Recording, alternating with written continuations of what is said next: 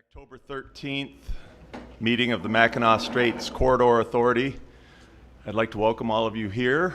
We're going to go through our agenda here today. We have a number of items on our agenda, and after the business we will have public comment. So if you wish to make public comment, please fill out a card.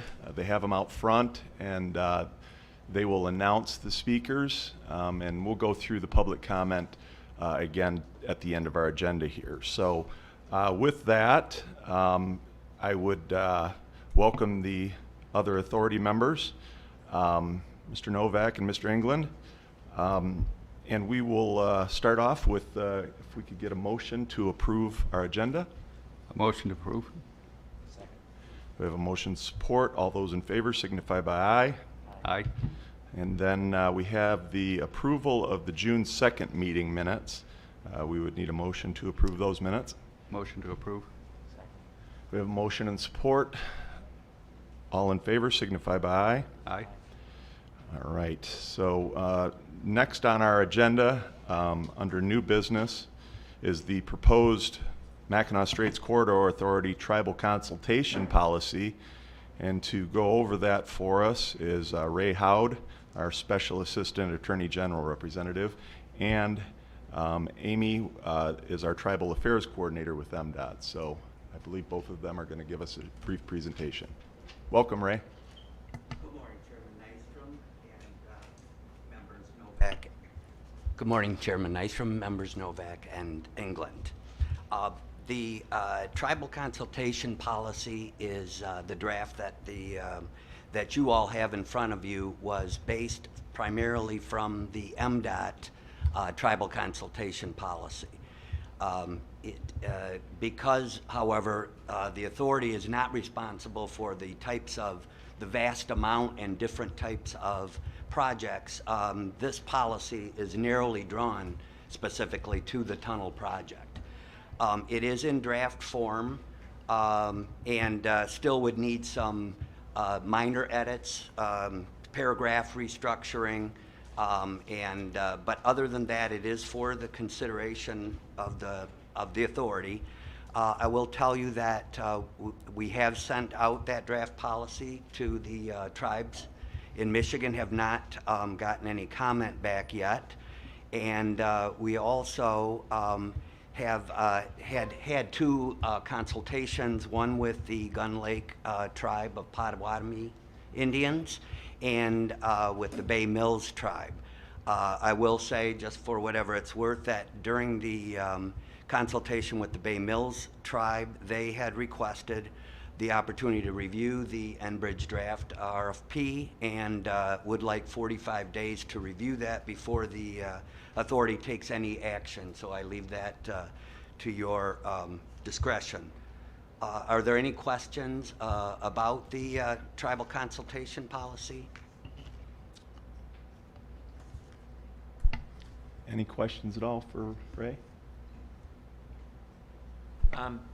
Just in actually conveying the policy to the different tribes that you've sent it to, did you articulate any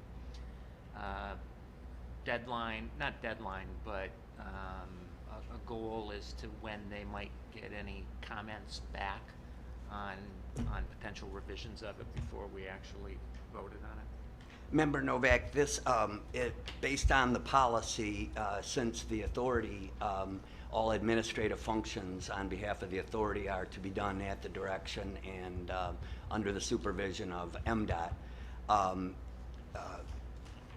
That is being done through Amy. And so she would have more information on that. She is sending out the communications, and I do believe that she gave provided a time frame in which to make comments. It would be ironic that if the first thing we did in promulgating a policy is violate the process that we're trying to establish of communication and consultation before we adopt policies. Agreed. So, yeah. And I don't know if Amy Matisoff, Amy, there she is, I see her. I'm here. Good morning. Amy, can you address that? Can you all hear me? Yes.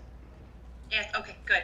I'm attending attending from Grand Rapids, Michigan, so I appreciate the opportunity to be virtual with you all. So I have sent out the consultation policy to the tribes that we have been interacting with, and generally I like to give everyone 45 days to respond with any comments or concerns regarding that policy. So I would like to give them that time to review it, but I also wanted the opportunity for the board this morning to see the policy and ask any questions, and add any additional information you may need about how we plan to go forward with consultation, as required by the executive directive signed by Governor Whitmer in 2019. So it's a little bit fluid right now, but I would request 45 days. I also think if we needed, we could go with 30 days, depending on what we were interested in. It's not a very long policy, as Ray indicated, because the sole project that you all are working on. Ray, just to clarify, this policy mirrors the MDOT policy that's been in place? The section that is paragraph number 2 mirrors MDOT's policy. It also mirrors what the governor's executive directive is for tribal consultation policy. The other sections that MDOT's tribal consultation policy contains would not be applicable to the authority. So it is much shorter. So if we get comments back that suggest changes, how are those changes impacted by the executive directive? That's a I guess to say it more clearly, we can't go out of bounds of the executive directive. That's correct. That is correct. Okay. So then the feeling is then, Tony and Paul, that we delay our formal approval of this consultation policy for now? Let comments come in? I don't know how we could approve it when they're still responding. Okay. All right. We will table this for now then. Get our comments back, and then Ray, you will share those comments with us prior to our next meeting and let us know where this thing is headed. Yes. All right. Thank you. Ray, you're still on. Next up, response to request for internal MSCA investigation.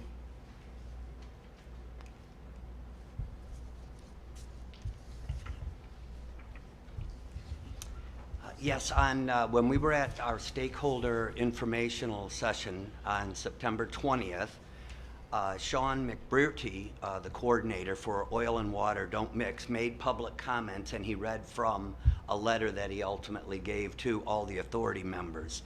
And while it is public comment, it raised some concerns that really needed to be addressed because on their face they could appear to be quite serious. I have drafted my thoughts or my review of that letter, and based on my legal research, this is an attorney-client privilege document. I don't have the authority to release it or to waive that privilege, but the authority does, and should probably take a vote on that before I indicate what the contents of my findings were. A vote to release? Yes. Okay. To waive attorney-client privilege on this document. I do so. Second, I wanted to comment before we took the vote. I think it's healthy to have an understanding that in any instance when we receive attorney-client privilege communication, it is not the prerogative of any of us individually. It's not the prerogative of any of us individually to release that type of information. It's appropriate to release it only after there has been a vote to do so, which is the process we're following right now. So I support the motion to release it. Okay, we have a motion and support to release this document that was put together by our Attorney General representative. And so all in favor? Aye. Aye. All right, so we will release this, we will put it on our website then and make it public. So now if you want to go into it a little further. Yes, one of there were 3 allegations raised concerning Chairman Nystrom's communications and actions based on a FOIA request and the responses thereto. The first question had to do with whether or not Chairman Nystrom sought to have Enbridge fund its consultants based on some emails that indicated that Chairman Nystrom wanted to schedule a public meeting with the authority members to discuss alternative ways of funding. To understand this issue, you have to go back to the creation of the authority in December of 2018.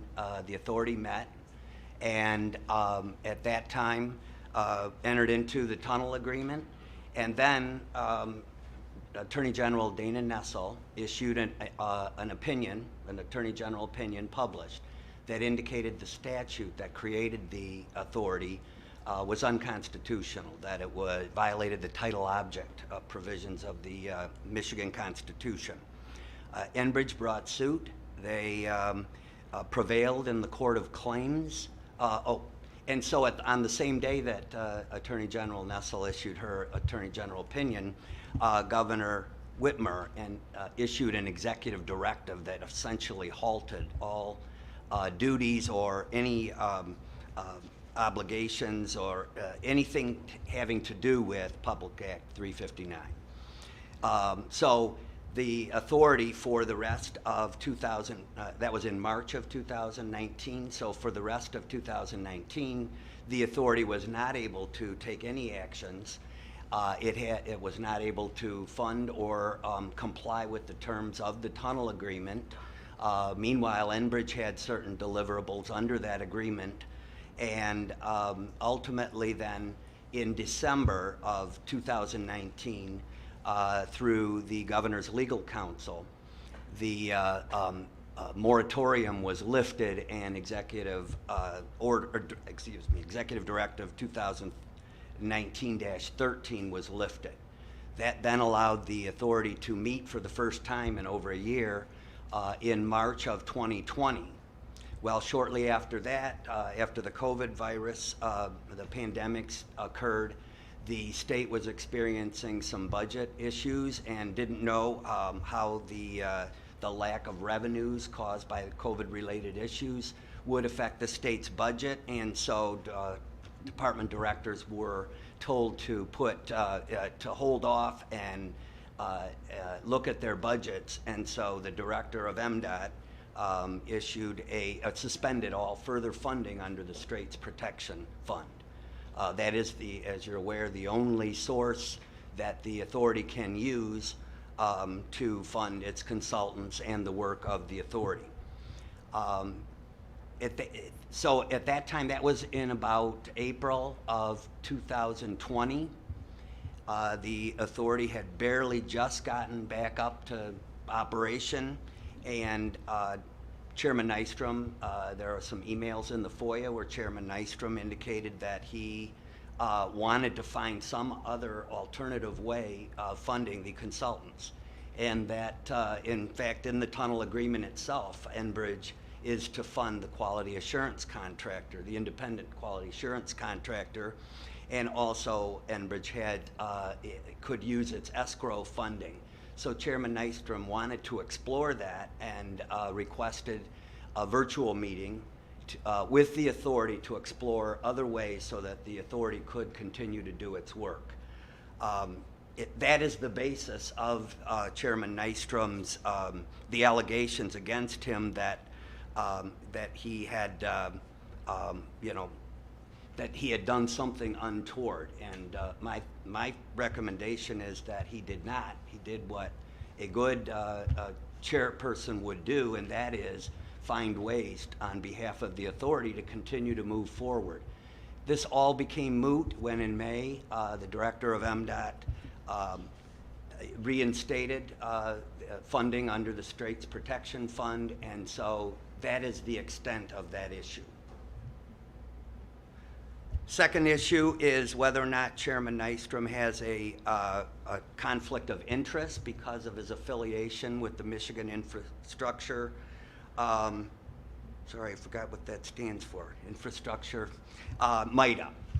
And the allegation in the letter was that MITA represents up to 500 organizations in the construction industry, and one of the persons that founded JD Contractors is John DePonio. John DePonio is also an executive member of MITA. Very loose connection for sure, but I did research under the conflict of interest, and though the authority is bound by the 1968 P Public Act 317, which is contracts of public servants with public entities, and also 1968 PA 318, which is entitled conflict of interest. Essentially, these two provisions prohibit a public servant or a state officer from entering into a contract which directly or indirectly benefits that member, but the contract has to be entered into with the state. And so as a matter of law, this situation would not apply to Chairman Nystrom because he never entered into a contract with JD. That was Enbridge. And I would submit that it would defy all logic to think that Enbridge, with this massive tunnel project, would somehow hire a contractor as a favor or because of some influence that Chairman Nystrom had. I just think that would be incredulous. Oil and Water also alleges that he might have a conflict of interest because as a member of the authority, Chairman Nystrom is one vote to approve the construction design and implementation plans of Enbridge. And that question has to, it demonstrates a misunderstanding of what the process is. The authority, under the tunnel agreement, the authority had to identify members of a team to jointly develop the project specifications. For the authority, we have Ryan Mitchell, Dr. Mooney, and some Matthew Chenoweth is the chief bridge engineer, and Daniel, Cooper, who is a specialist in pipeline construction. So that's the authority's team. Now they work with the team that Enbridge had, which would have been the owner's engineer, WSP, the designer, Hrfp, and then this joint venture with Obayashi and JD. Now comes JD. So I just would submit that, in fact, this board heard and approved the joint project specification, and as Dr. Mooney indicated, the team submitted nearly 400 comments back and forth between Enbridge, all of which were resolved. And so, it just would defy logic to think that Chairman Nystrom is trying to influence Enbridge and get them to hire a contractor who founded a company that ultimately got that is part of Enbridge's design team. Also, JD, by the way, if you look on their website, they're a very reputable company that it has been involved in in tunnel projects and underground projects, and so it's certainly not a question of, the only reason that JD got this contract was because of Chairman Nystrom's influence. It just makes no sense. Finally, the Oil and Water Don't Mix talks about this FOIA request during the process of the draft RFP. The authority had disclosed emails and documents in response to the Oil and Water Don't Mix's FOIA in about April or May. And all the documents were produced, but then Oil and Water Don't Mix followed up and said, where's the draft RFP?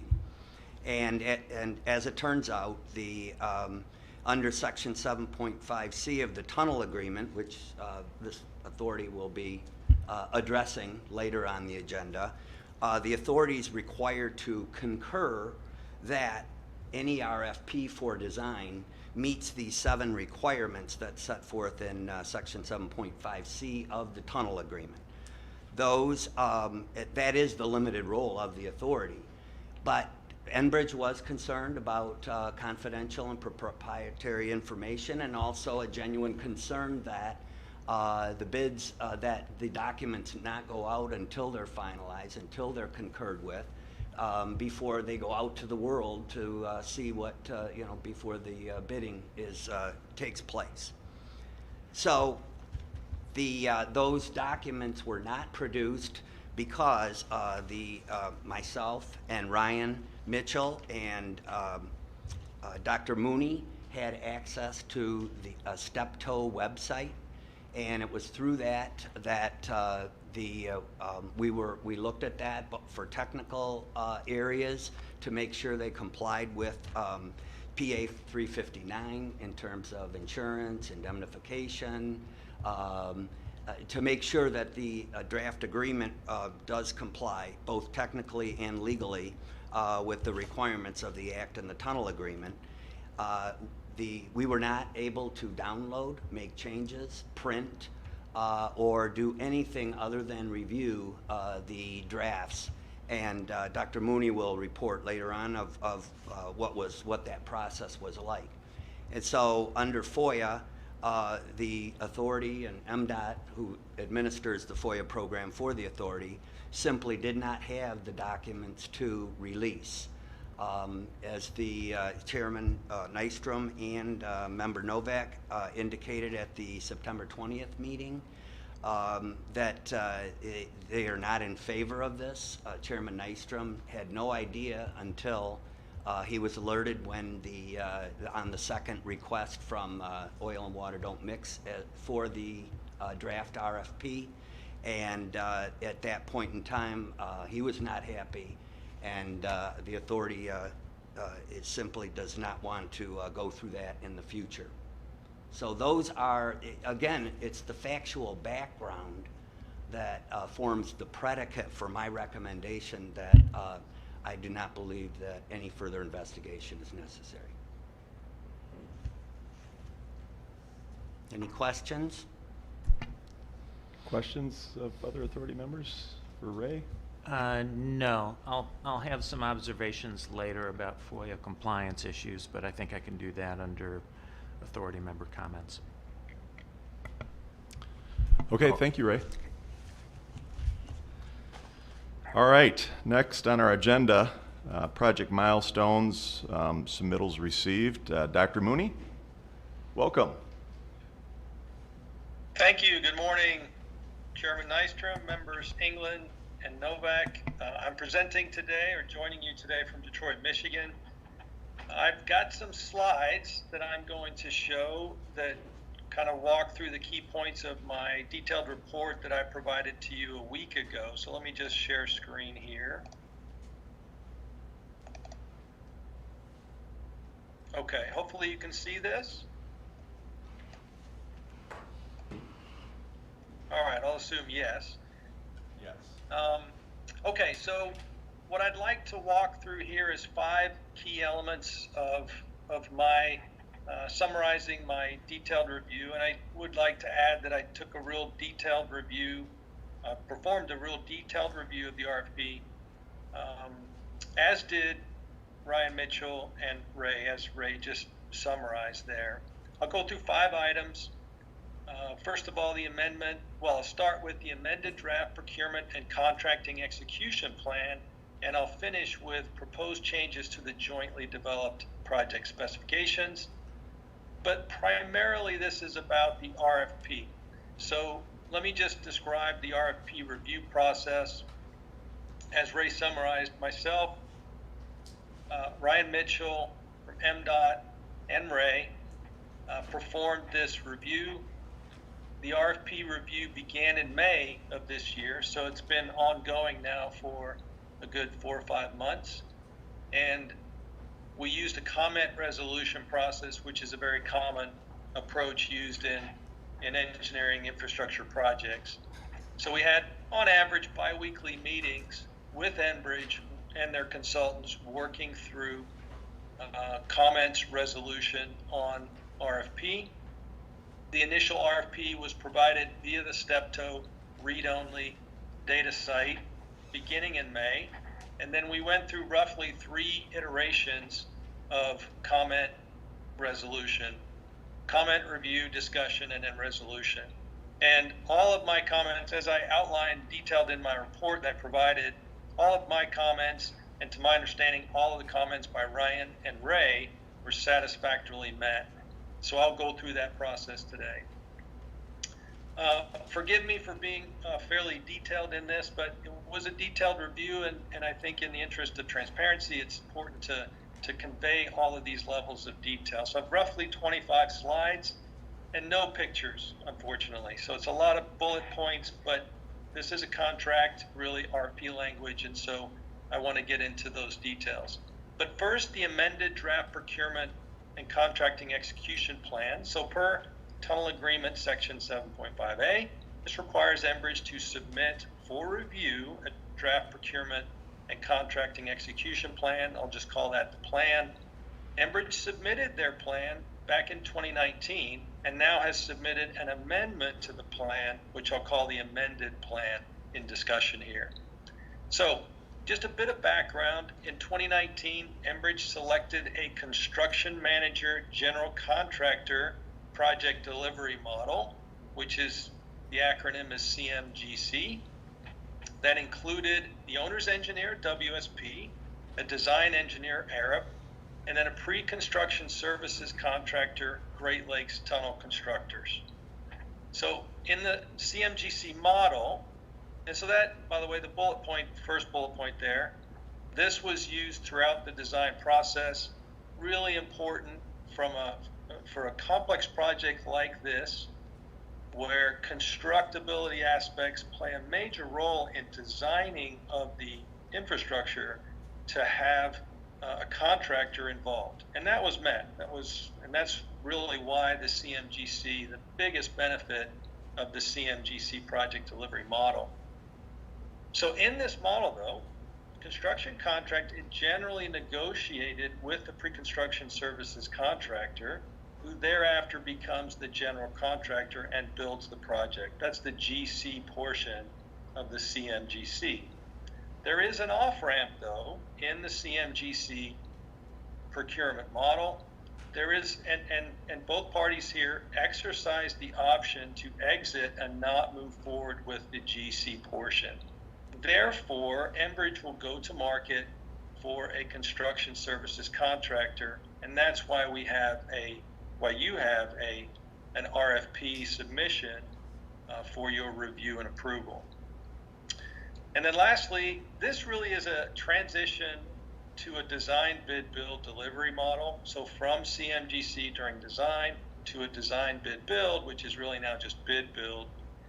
So the design is complete, 100% complete, and now the bid build portion remains. So I'd just like to offer here that design bid build is the most traditional approach for delivering large infrastructure projects. It's used routinely, so there's many examples in tunneling. This is not an out in left field type situation.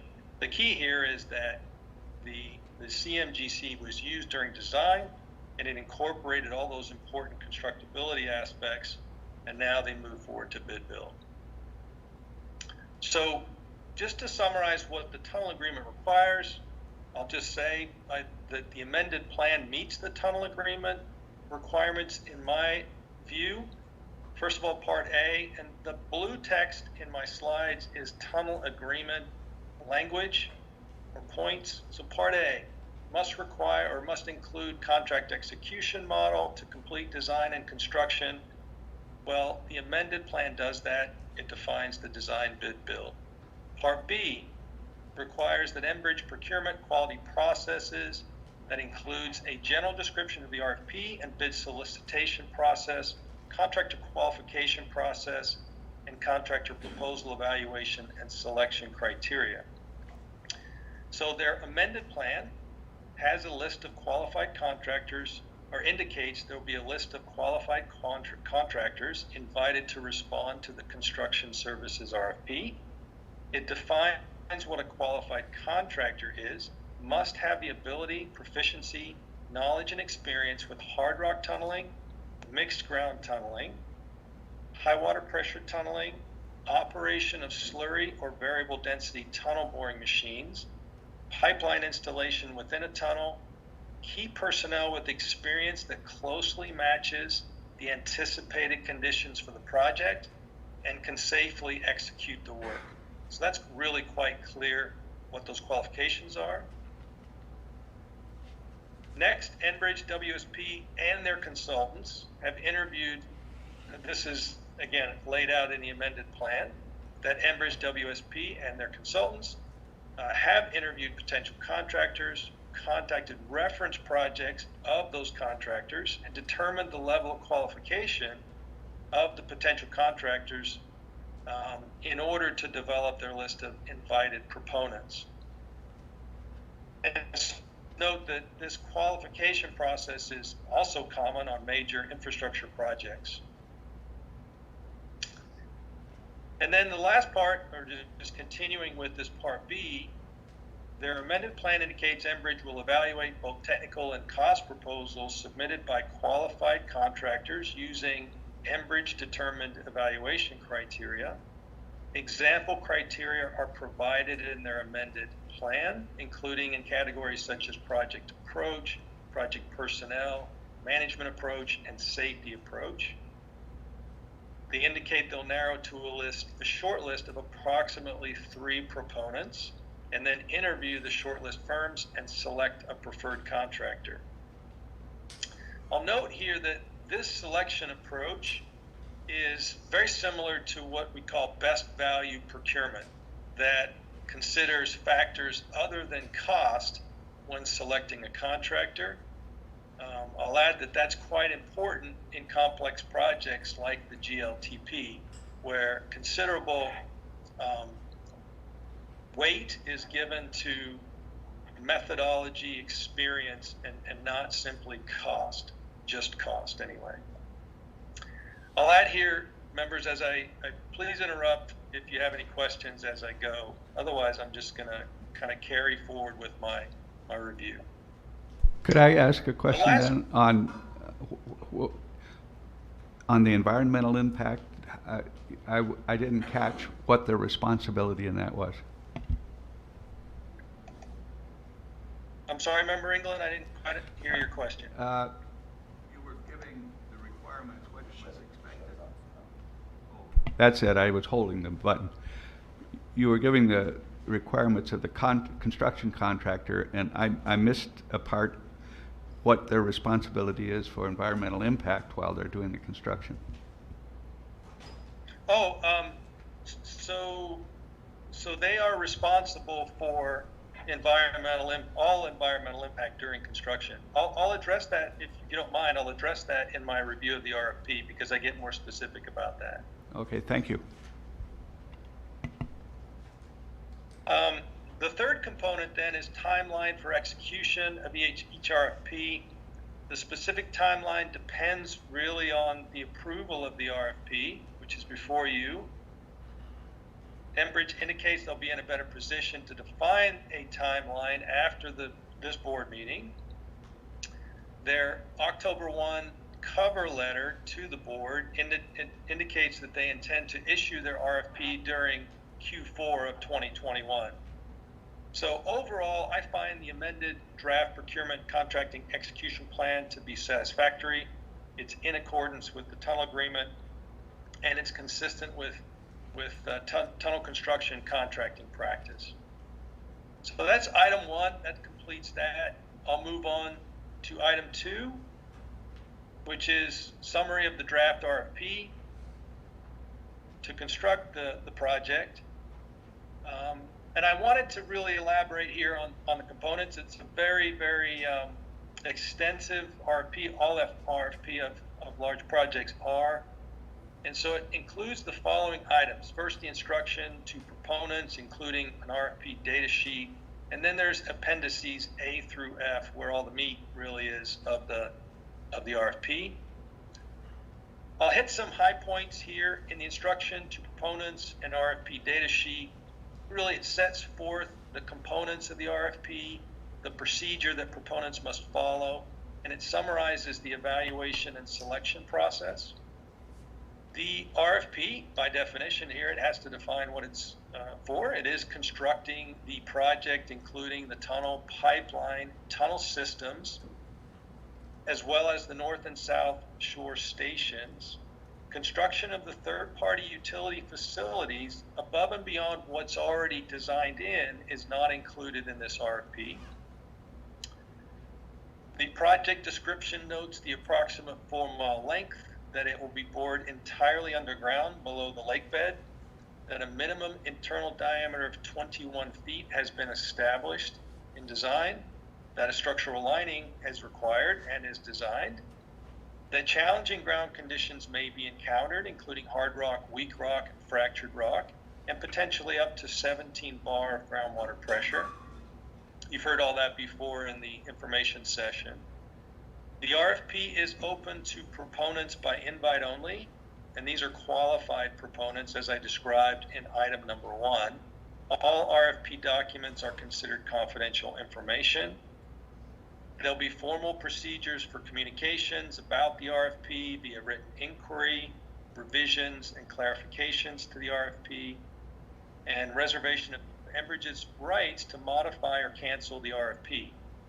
There'll be a pre-proposal meeting and site visit for proponents and proprietary meetings during the RFP period.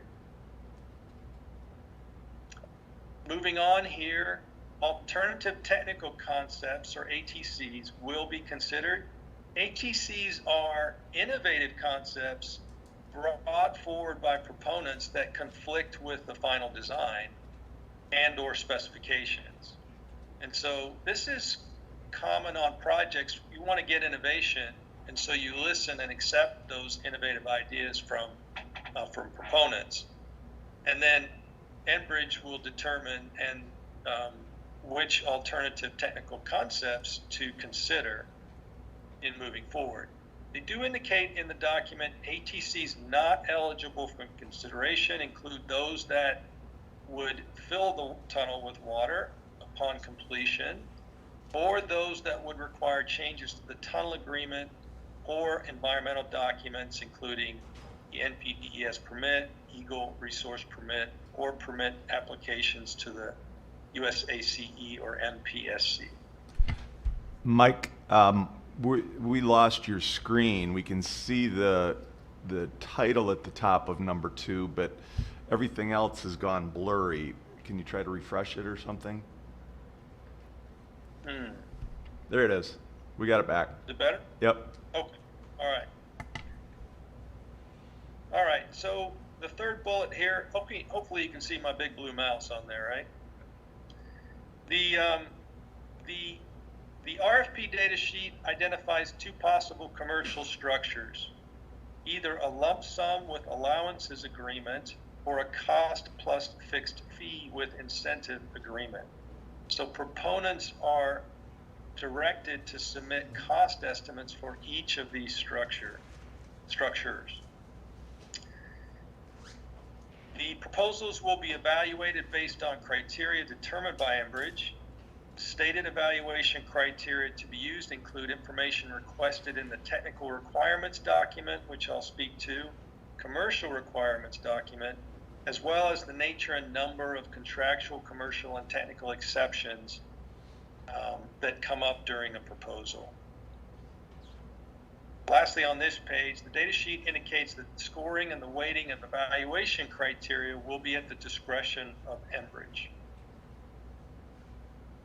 Okay, so continuing then, the proposal, the RFP includes these appendices A through F. There's 6 appendices.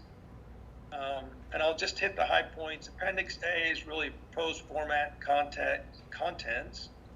B is this proposal submission acknowledgement. Appendix C is the technical requirements document. This really spells out all information that proponents must provide. It includes 250 approximately questions and requests for information project-wide.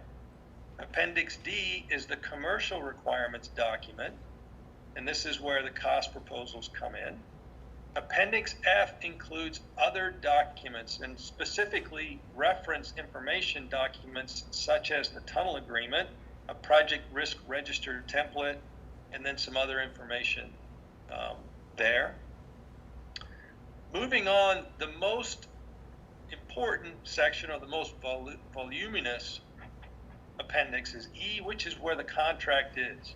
So this includes the tunnel construction agreement between Enbridge and the contractor.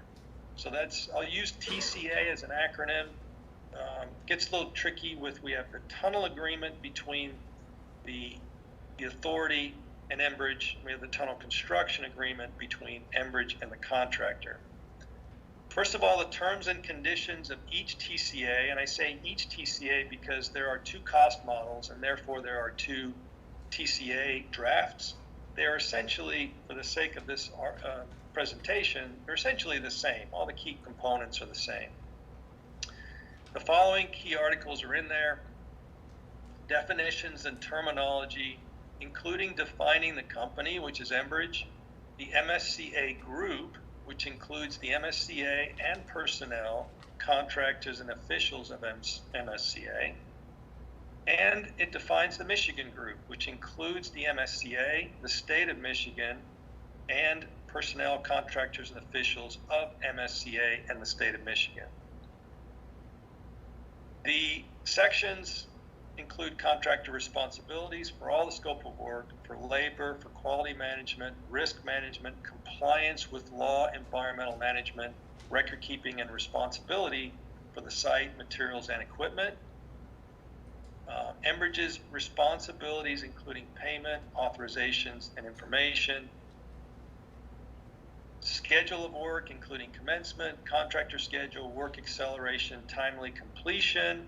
There is change management procedures, which I will address because that's a specific requirement of the tunnel agreement.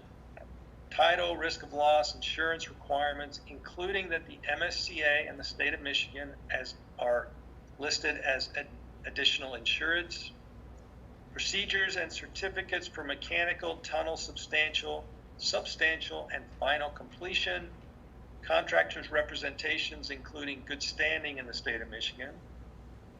Again, these are terms and conditions laid out, described in detail in the RFP.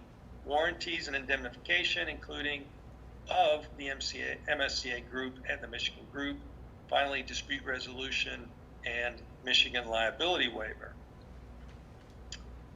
The T's and C's, terms and conditions, establish the contractor is solely responsible for all details, control, and quality of the constructed project.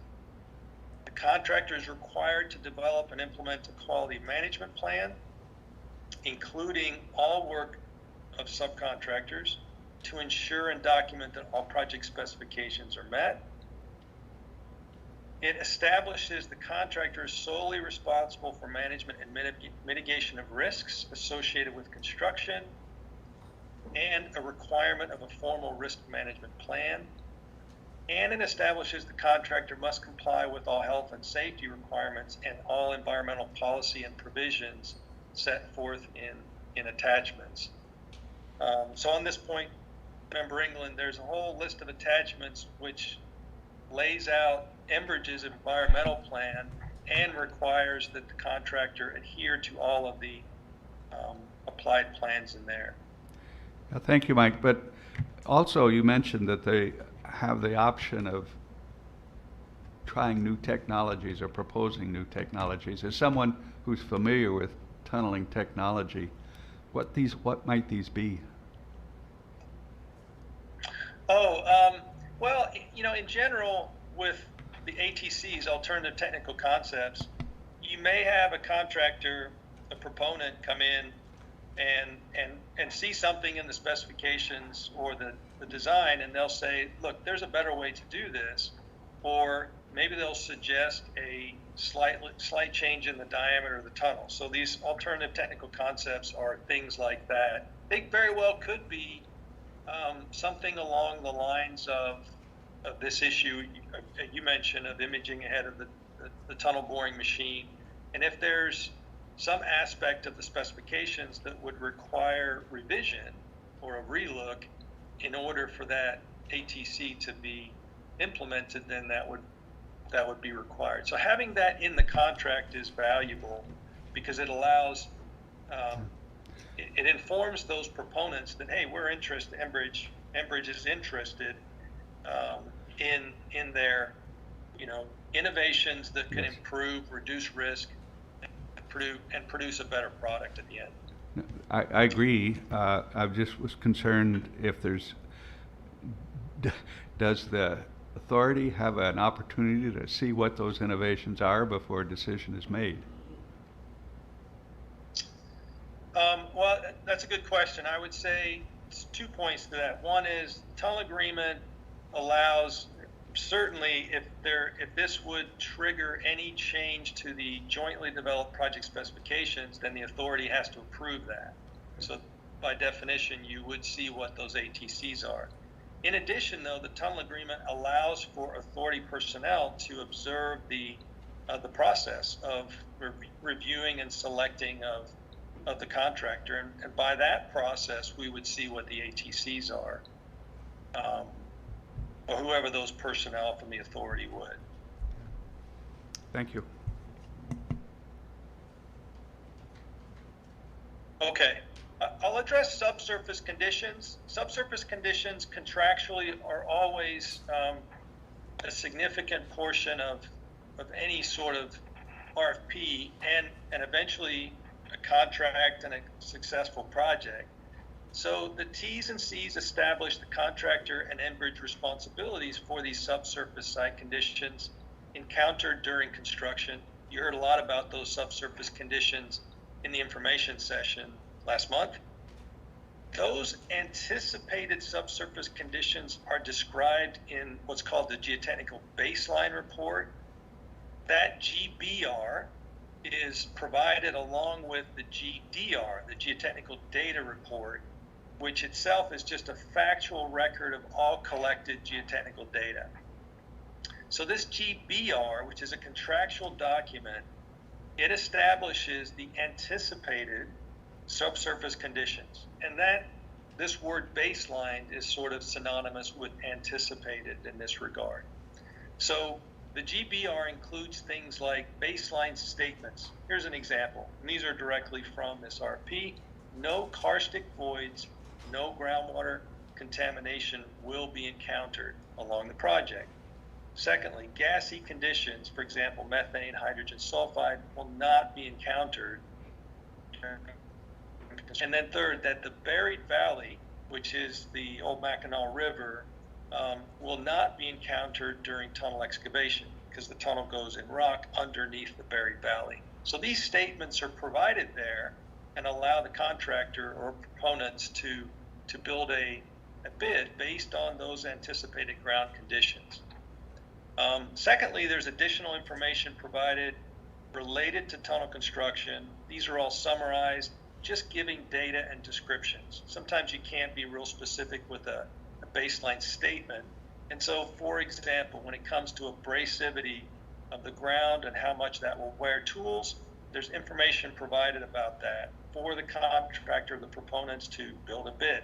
Clogging potential of the cutter head, squeezing potential, anticipated conditions during stoppages where they would inspect and replace cutter head tools. Secondly, minimum face support pressures required for face stability. And then thirdly, estimates of groundwater inflow during the free air and hyperbaric cutter head inspections, which you learned about. So all that information is provided in this geotechnical baseline report that allows proponents to produce a bid. Now, what's important here is what if conditions differ from the baseline conditions? So the T's and C's define a differing site condition as such a site condition that is more adverse to the contractor than the established baseline statement or description and data in the case where there's no baseline statement. So the T's and C's state that the contractor's baseline budget and schedule are to consider the risk of encountering all site conditions except for DSCs, differing site conditions. The risk of encountering conditions other than those qualifying as a DSC is allocated to the contractor, while the risk of encountering site conditions that qualify as a differing site condition is allocated to Enbridge.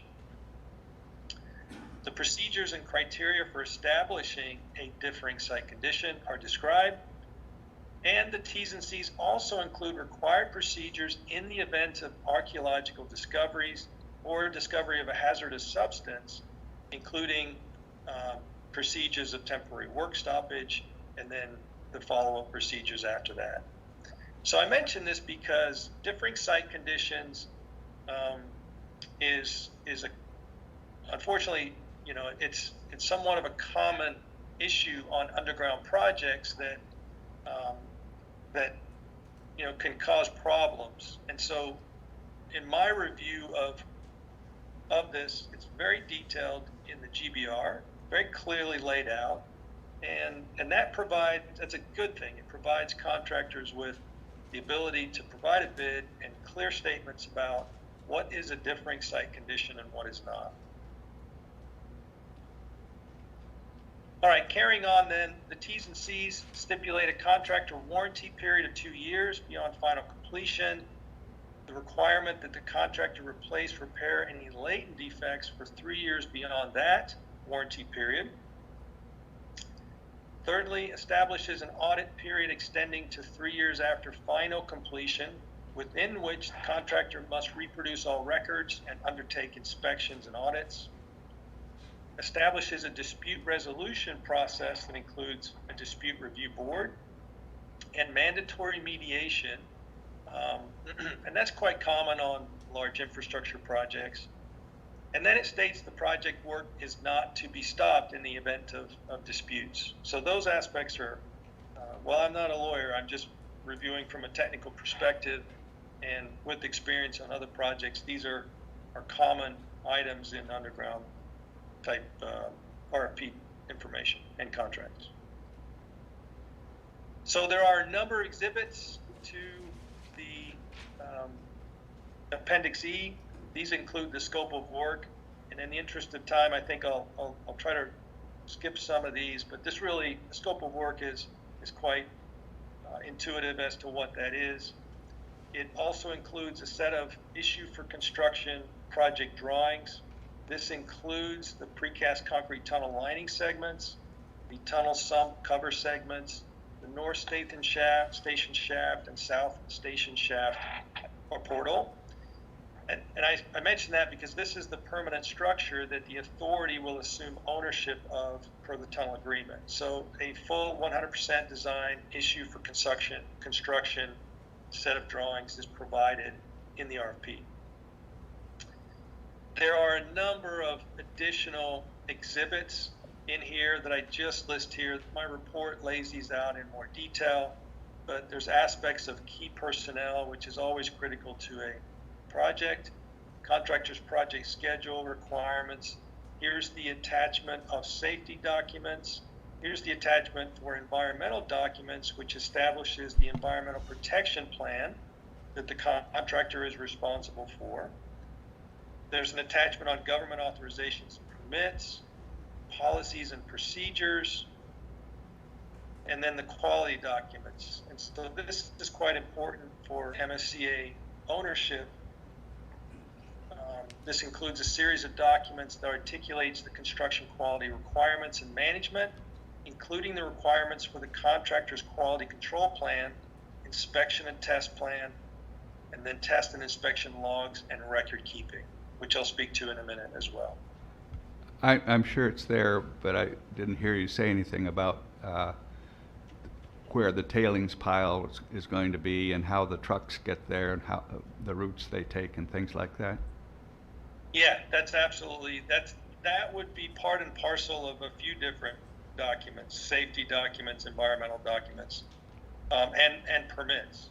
So that specific issue, Member England would spill in across a number of these requirements. Thank you. The tunnel construction agreement Exhibit B specifications are included. This includes Enbridge's standard specifications and project specific specifications. The attachment B2 is fairly extensive, and this includes the specifications for all aspects of the project. Included in attachment B2 are the jointly developed project specifications. These are the 9 sections of project specifications that pertain to the permanent infrastructure that the MSCA would ultimately own. So those have been reviewed and approved by you in a prior meeting. Okay, now I'm moving into compliance with the tunnel agreement. So this is RFP compliance with tunnel agreement Article 7.5B. The blue is directly from the tunnel agreement, so it requires Roman numerals I through 7. Roman numeral 1 is qualifications. So I just note here that regarding technical qualifications, only proponents deemed to be qualified by Enbridge can respond. I listed the definition of qualification early on, and that's an appropriate definition. Item 1 of this report summarized that. Appendix C of the RFP includes numerous questions and requests for information regarding qualifications, including experience on projects of similar complexity. So that is met. And then specifically, Tunnel Construction Agreement Article 1313 has this statement: contractor represents, warrants, and covenants that neither it nor any of its subcontractors are restricted or prohibited in any manner from undertaking work in the state of Michigan. So I find the RFP meets this Roman numeral 1. Moving on to Roman numeral 2, jointly developed project specifications. I just mentioned those are there, so the RFP meets that tunnel agreement requirement. Item 3 here, Roman numeral 3, a statement that the MSCA and the state of Michigan are not subject to any financial risk or liabilities. Article 1917 of TCA has a statement on Michigan liability waiver and indemnity. It's stated there, as you've seen in my report. I just convey here, again, I'm not the lawyer here. I'm just a technical tunnel person. So I would conferred with Ray and conveyed his opinion here, and I'm sure you can ask him, but he finds this item meets the tunnel agreement requirement. I'm a little bit, when someone sorry. bids on this and they make a decision on who this contractor is going to be, does the public get to review the environmental parts of at least of the proposal? Some of the technical stuff might be proprietary, but the environmental stuff shouldn't be.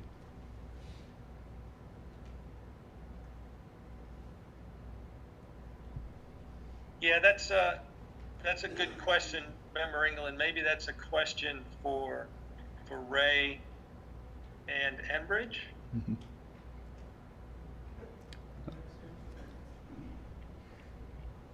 Yeah, I guess I would defer to Enbridge at this time.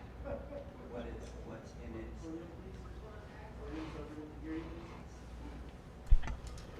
Ray, I think that I think it's a good question, Tony. I think that the permits are actually where we have to lean on some of that. The permit process that Enbridge is going through right now with regard to the state permits and then the Army Corps review as well. I think that is the public opportunity. I don't know, I don't want to answer for Ray, but I don't know any other process Yeah, that we have. I would sure still like to know how the contractor planned to meet the agreements and the permits. Chairman Nystrom, I would agree with you that through that permitting process, especially with Eagle, which has already granted the permit and has done the environmental assessment and analysis, as well as with the Army Corps of Engineers currently conducting a full-blown environmental assessment, requiring one. And so that information would be public. Yeah, I have no reason to believe that it won't be good, but I keep hearing things like we're going to use a good engineering practice, but I'm not sure I understand what that means.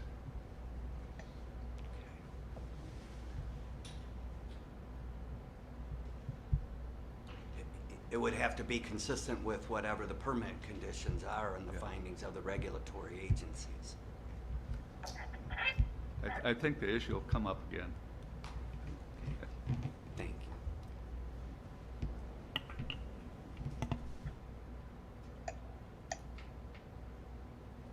Sorry, should I carry on? Okay. All right, so Roman numeral 4 is commercial structure. So I note here that the RFP identifies 2 of these possible commercial structures, the lump sum with allowances agreement or a cost plus fixed fee. And proponents are directed to submit cost estimates for each of these. The RFP includes instructions and forms for proponents to provide those cost estimates, and the tunnel construction agreement includes a number of articles with clauses regarding commercial structure. So the RFP meets that tunnel agreement requirement. 5, key progress reports and deliverables.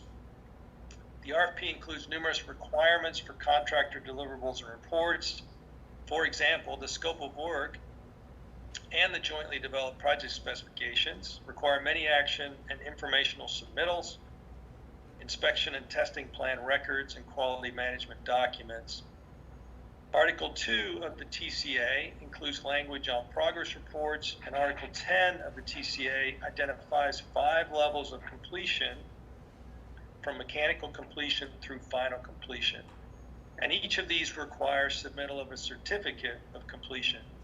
So I find the RFP meets this tunnel agreement requirement as well.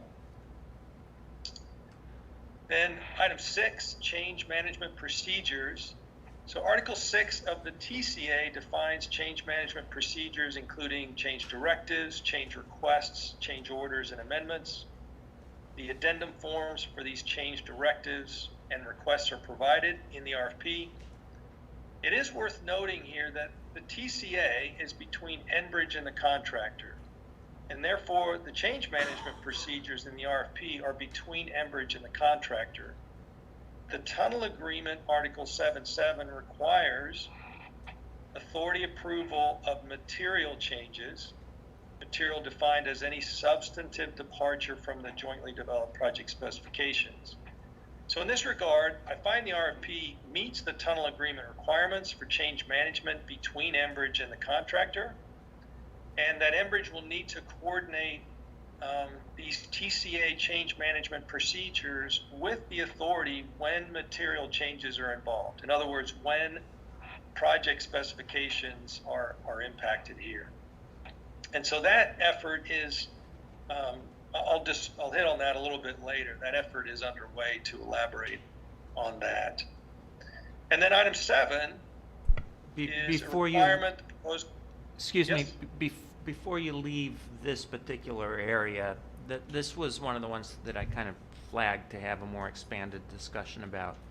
Can you describe for me how, if there is a change in one of the conditions in the underlying performance of the construction project, how it would be decided that that is a material change that would require the review and approval of the authority, and how and who would make the decision about materiality? Sure, I can address that. So as the project unfolds, the authority will hire an independent quality assurance contractor. And so that they'll be the boots on the ground. They'll be on a daily basis inspecting quality, inspecting these change requests and reviewing those kinds of items. And so the first definition would be here, if anything would be at odds with or require a change to one of the 9 sections of the jointly developed project specifications, any clause in there, then it would be up for discussion between the authority and Enbridge. And so I think the people that would be involved in those discussions would, or to be determined, I presume I would be involved in those discussions. Ryan certainly as project manager would be involved in those discussions, and Ray as well. Now, Ryan can jump in here and correct me where I'm wrong in terms of personnel and so forth, but that's the way I see this process moving forward. Then that group has to determine, is this a material change? Is this and material change is, there is some I guess some discussion that has to be had about, is this a material change? And so that decision has to be made. But I think the process by which that would happen would be in real time, triggered by IQA, and then involving additional people and Enbridge as you go forward. Does that answer your question, Member Novak? It helps. When we get later, one of the other observations that I had regarding the write-up that you had involves the IQA's access to books and records of contractors. But I'll wait until we get there to Okay. have that discussion. All right, so the last one then is the requirement that the proposed contractors provide a plan for how they intend to engage Michigan's labor pool in the project. And so their Article 3.2 includes a requirement that the contractor shall include in its work plan a section that explains how it and its subcontractors will engage Michigan's labor pool.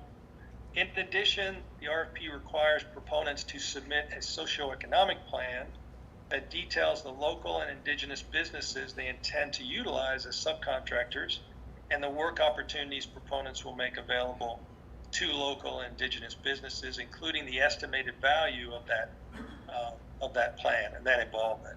So in this regard, I find the RFP meets this tunnel agreement requirement. So now moving on to 4, which is RFP alignment with independent QA and then ownership transfer. So I also reviewed the RFP for alignment with, first part, the needs of the to-be-hired IQA, or independent QA, contractor, which is spelled out in Tunnel Agreement Articles 5.3 and 7.8. Secondly, substantial completion and ownership transfer of the permanent structure. And then thirdly, I'll just note here, I'll speak more to the first 2 bullets. The third one here regarding insurance requirements, which is required per Tunnel Agreement Article 10. Ray Howard finds that the RFP meets the requirements of that. I just include that here for completeness, and when Ray speaks a little bit later, he can probably confirm these things. But let me talk about those first 2. So per Tunnel Agreement Article 7.8, Enbridge will provide the IQA contractor access to the project sites and to all quality related project records in order to complete standard of practice quality assurance. So in this regard, the TCA Article 3.8, books and records, requires that the contractor maintain project records, and it establishes the MSCA group's right to access those records. The TCA language indicates the contractor will provide all records that Enbridge is required to provide to the MSCA, for example, for IQA, and will provide records using timelines designated by Enbridge. Thirdly, additional language in the TCA Article 3.8 requires that MSCA records access is to be facilitated between Enbridge and the contractor rather than directly between the contractor and the MSCA. So a few points on this. I think, Member Novak, this is where your other question lies. Yeah. So I find that this article 3.8 language, this enables the MSCA to access all items required for IQA and for future ownership, for example, as-built records, certificates of completion, etc. I note here that the TCA is between Enbridge and the contractor. So to this end, the language requiring flow of records through Enbridge to the MSCA group is appropriate as long as all items requested by the MSCA, specifically the IQA, are provided in a timely and complete manner. So that it'll be appropriate then for the MSCA to establish an agreement, a further agreement in writing with Enbridge regarding the breadth and timeliness of these quality documents required for the IQA. So I'll just point out here, just to elaborate a little bit. So this is a big discussion item, of course, with Enbridge over the past few months, because we want to make sure the IQA has access to all records to complete standard of care quality assurance and independent quality assurance. And so in this regard, there needs to be an MOU put in place or further agreement that spells this out. And that effort has started with Enbridge and the group, Ray and Ryan and myself. But when in the context of this will come with time. The IQA contractor's not been brought on board, and you first of all develop a plan for quality assurance. The contractor, when they come on board, will develop a full quality management plan of their own that meets Enbridge's requirements, and then the authority will, once the IQA contractor is on board, will spell out exactly what they need to do standard of care quality assurance or independent quality assurance. Then it becomes clear what records and what's the timeliness of those records that need to be provided. And that's governed by the tunnel agreement. And so once those steps are in place and those items have been laid out, then there can be sort of further hashing out and detailing of what Enbridge will provide. But as the TCA is currently written in the RFP, there is the language there that the contractor must provide everything that Enbridge requests. And then we have the separate agreement, which is the tunnel agreement between MSCA and Enbridge, that spells out, that indicates that Enbridge must provide everything that the IQA needs to do that standard of care practice. Anyway, so let me pause there. Remember, Novak, does that help? It does, but I want to kind of elaborate on this discussion and in part also describe it for the benefit of the public, what the purpose of this provision, at least as I understand it, is, and how it would be implemented if there is actual construction of the project. So the underlying agreement that was executed back a couple years ago between Enbridge and the state as it relates to the tunnel agreement had this provision for the creation of an independent quality assurance contractor who would review the construction phase of this project. And the purpose of that independent quality assurance contractor, or the IQA, as you've been talking about, would be to report back to this authority regarding the performance of the contractor. Is that a fair summary of its purpose and what the intent was, do you think? Yes, and just to add there, to ensure that the contractor is building the project to the tunnel agreement requirements, which include the project specifications. Right. Yeah.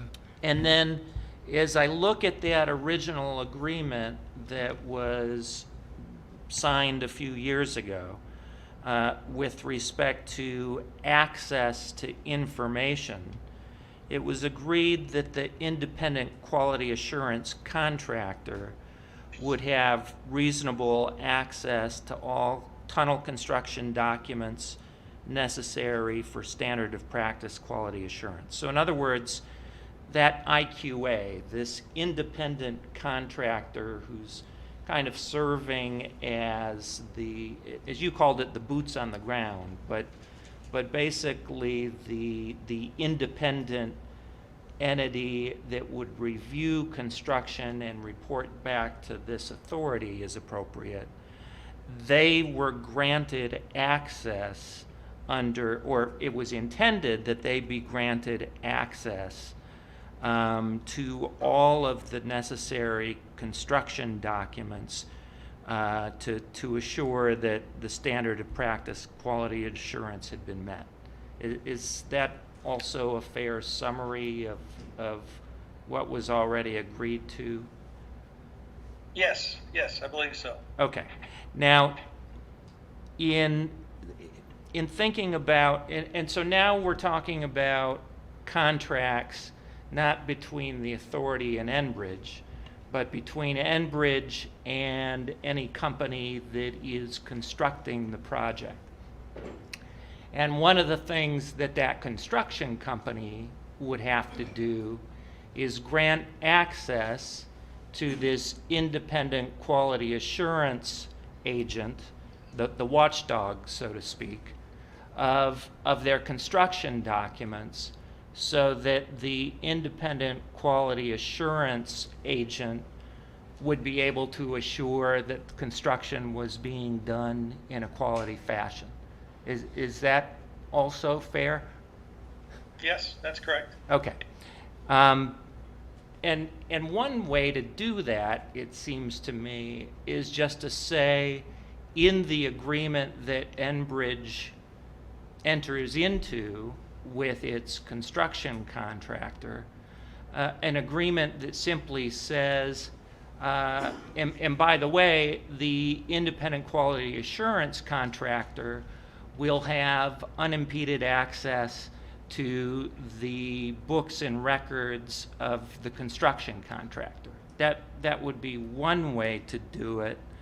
But instead, if I understand how this contract is being written up, it would be not for the independent quality assurance contractor to just have unimpeded access of the records directly with Enbridge's contractor, but instead, even though they're an independent quality assurance contractor, they would have to funnel their requests through Enbridge to get access to those materials. Is that how you understand Enbridge is proposing to construct the flow of information and access to documents? Yeah, that is correct. And maybe Ryan Mitchell wants to sort of address this a bit as well. But the idea was that the authority is, if you go the other way and have the authority, if the contractor directly apply or provide information to the authority, then you're dealing with sort of the authority now being part of the agreement. Whereas between, as a named party in the agreement. And so that was part of the discussion that was had in the group.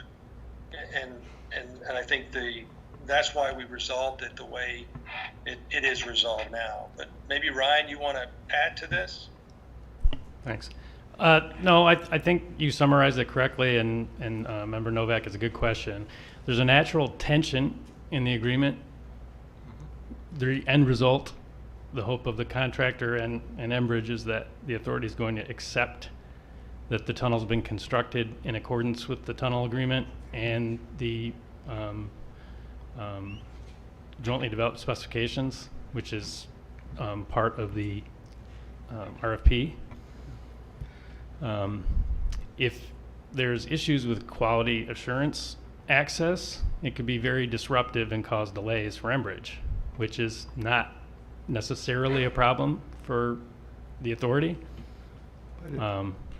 And so this is where the RFP landed with this kind of,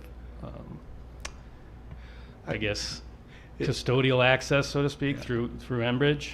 As long as it's free and open, in my view, it doesn't necessarily present a problem. However, it may, Yeah. where that would delay construction. I can understand the problem with delayed construction, but I've also seen for years of NASA that the as-built weren't accurate. And if they can't go beyond just documents, is that enough? Well, to my mind, the tunnel agreement requires, I mean, I'd like concrete samples and we'll have all of that. Yeah. Yeah, anything that's part of the construction quality control records, Yeah. which is a requirement for the contractor to provide, and for Enbridge to perform QA. yeah, All those records, in order to perform QA, yeah. But The- you maybe want the samples if you've got a problem. you will have. Yeah. Yes, you'll. There will be a full record of all quality control Yeah. documentation, and there will be independent samples taken by the IQA, Good. the independent quality assurance contractor. And again, to my mind, the tunnel agreement makes it plain that the independent quality assurance contractor has to have access to construction quality control records. That's how you perform construction quality assurance, is that you validate that those construction quality control documents have all either met the requirements, or any out of tolerance work has been resolved. So again, I mean, if there's an issue with that quality, as Mike described earlier, that would be escalated.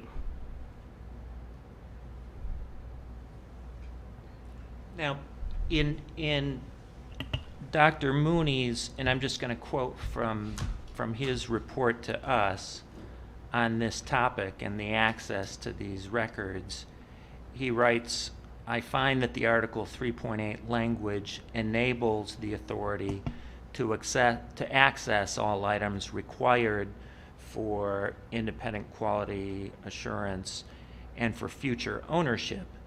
I'm skipping some of it. I note that the TCA, this construction project, is between Enbridge and the contractor. To this end, the language requiring flow of records through Enbridge to the MSCA group is appropriate as long as all items requested by the MSCA are provided in a timely and complete manner. It'll be appropriate for the MSCA to establish an agreement in writing with Enbridge regarding the breadth and timeliness of quality documents required for IQA. So the way this has been structured, since any access to documents of a contractor that the IQA wants to obtain would have to be routed through Enbridge instead of having the IQA directly access those contracts. What you're envisioning is that there would be a memorandum of understanding that would govern how the IQA obtains that access from Enbridge. Is that what is contemplated? I can Yes, answer that. Novak. Yeah, exactly. So I'll give an example here. Let's say on a daily basis, for example, let's pick a topic where the authority, the IQA, is going to be scrutinizing very carefully, and that would be the construction of the lining segments, the tunnel lining segments, which will be at a separate facility. They won't be on the project site, because those are precast segments that are typically then brought to the project site. So the IQA would request records of daily testing on the concrete that's being used to build these segments. And so that request for the information would go through Enbridge, and this would be all done ahead of time. There's no real, excuse me, you know what information you're going to require early on. And so the request will be, we'd like to see these records on a daily basis. The test records done on day X should be provided on day Y, next day, or at the end of day X, depending on when they're performed.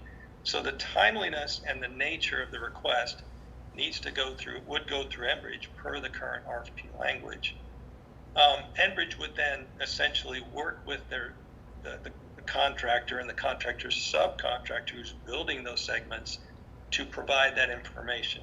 Now, how that information gets back to the IQA, whether there is a data site, a shared document site, or whatever how they facilitate that can all be worked out ahead of time so that as soon as Enbridge were to receive that information, the IQA would receive that information. But the key there is, per the agreement, the TCA, the MSCA has to have what they request and in the timeliness that they request it. So that's the most important part here. Let me ask Ryan, you've had involvement in construction projects with MDOT, I take it prior to this one.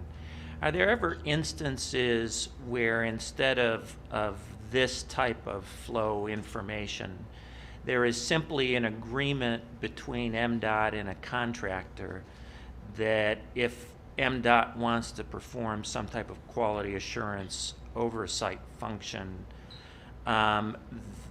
there needs to be a provision placed in the contracts between whoever it is MDOT is dealing with and their subcontractors, where the subcontractors simply agree that they'll provide access directly to quality assurance entities at MDOT? Member Novak, it's much more common that MDOT performs the construction quality control inspection. Mm-hmm. But there are cases where we have an independent quality assurance consultant, and in those cases, generally speaking, the path that Dr. Mooney described is what is common.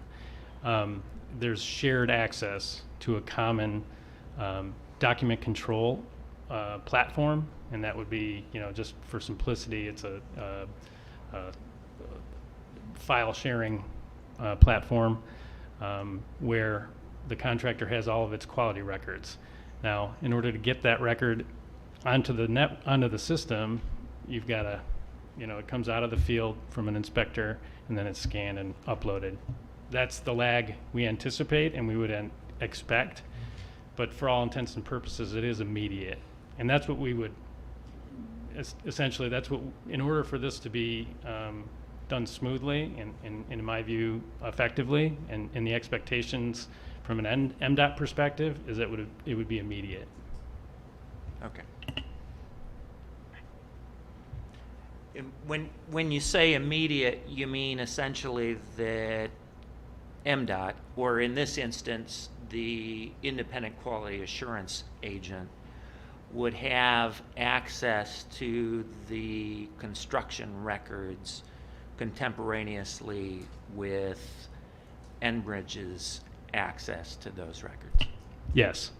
And one other important point maybe is that our IQA will be on site as those construction quality assurance, quality control tests are conducted, and when the quality assurance is validated by Enbridge's quality assurance resources.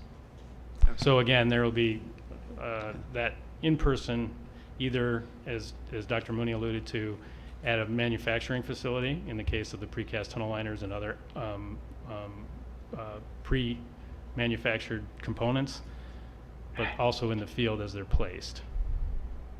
If the independent quality control person thinks there is a problem, what's the mechanism for correcting it? They can, essentially they would document it.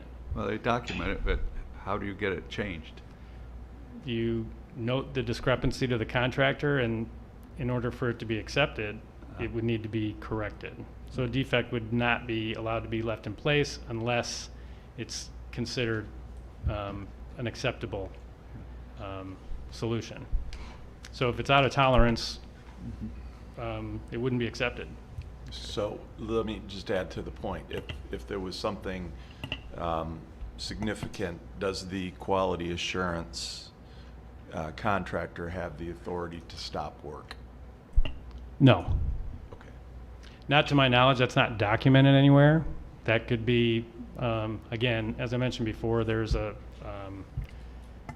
natural tension in this agreement that the contractor and the owner, prior to acceptance, which is Enbridge, wants the work to be accepted, so they'll get a lease to operate the new facility.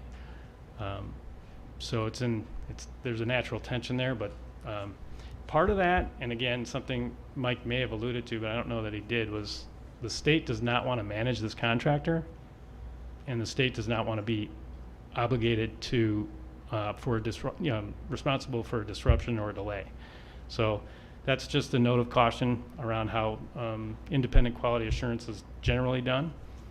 But again, if there's an MOU between Enbridge and the authority to more closely detail that workflow, that would be to clarify things and make sure that there's an understanding between the parties. Anything else for me on this topic?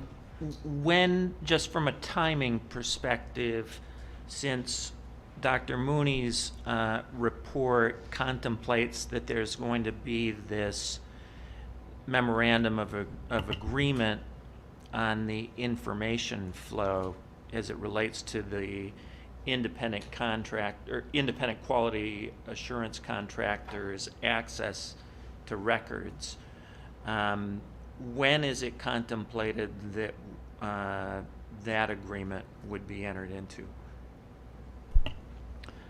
Well, I would assume prior to advertising for the IQA, which would precede construction by, we would say, as cautiously 6 months prior to construction.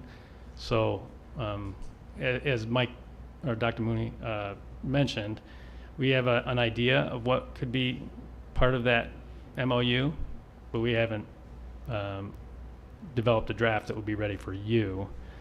We could have that ready for you by the next meeting, if that's something the authority would request. It's possible that comfort level over approval of the RFP would be impacted by comfort level over how that information flow works, and that it would be appropriate to have that understanding first, at least from my perspective.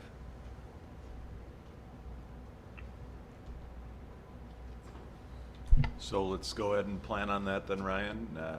Continue the development of the memorandum of understanding, and we'll review it at our next meeting then. So, yes, we can do that. It requires input of both parties, staff level at the state and Enbridge. Yeah, I'm I just understand that. I'm just a little bit on the spot about how we would conduct that, but we'll think about that and propose something and share a draft with you as soon as we can. You as the state, though, at MDOT, you have templates in place for this type of procedure going forward, I would assume, don't you? I wasn't alluding to the complexity of the document, just the complexity of the communication between the two parties. I got you. So, Okay. Over the holidays.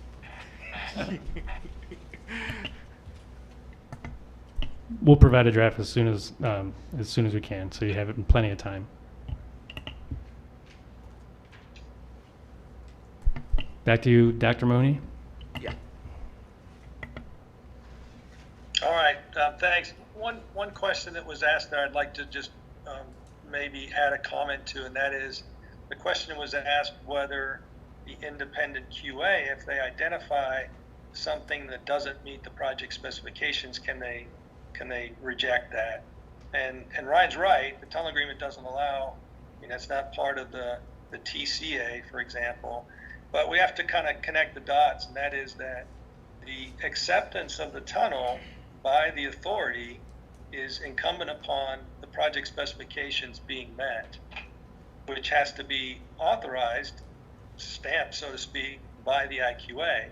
If anywhere along that line there's a situation where a project specification wasn't met, test results come back on concrete that's poor and segments carry forward, doesn't meet the project specification, the IQA alerts Enbridge. Enbridge would see this. They have their own QA, so presumably they see that as well. They identify that as a not meeting the project specifications. The specifications clearly lay out what happens, what the criteria are, and what happens in those situations. So even though the IQA doesn't have ultimate stop work or reject a segment or whatever the issue is, it's really clear that at the end of the day they do, because the authority, you have to accept the tunnel based on, per the tunnel agreement, that you have satisfactorily met the project specifications. So there is that trail there I just wanted to offer. Let me move on then to, sorry, where I'm at here. Okay, so we just finished up this one on books and records, access to records. The next one then is, per the tunnel agreement, again in blue, that's the tunnel agreement language. Enbridge will provide IQA contractor access to the project sites and to all quality related project records. Really focused on the first part, access to the sites. So in the RFP tunnel construction agreement, Article 3.9, right to inspect or observe establishes both Enbridge's and the authority group's right to access the work for inspection. This article explicitly indicates that the MSCA group will be given access to both on-site work and off-site work to perform inspection, and will have the right to maintain a reasonable presence for inspection. So the TCA language allows for the IQA contractor to access both the main project sites in the Straits, but then also other critical so-called off-site locations, such as the precast concrete tunnel lining segment manufacturing plant, as I mentioned earlier, that will likely not be on the main Straits project site. And so that's very clear. It's direct access to the site. It's written in the contract, the TCA, that the contractor must provide access for that. Moving on then to the next piece, which is, again, blue being the tunnel agreement, Article 711C.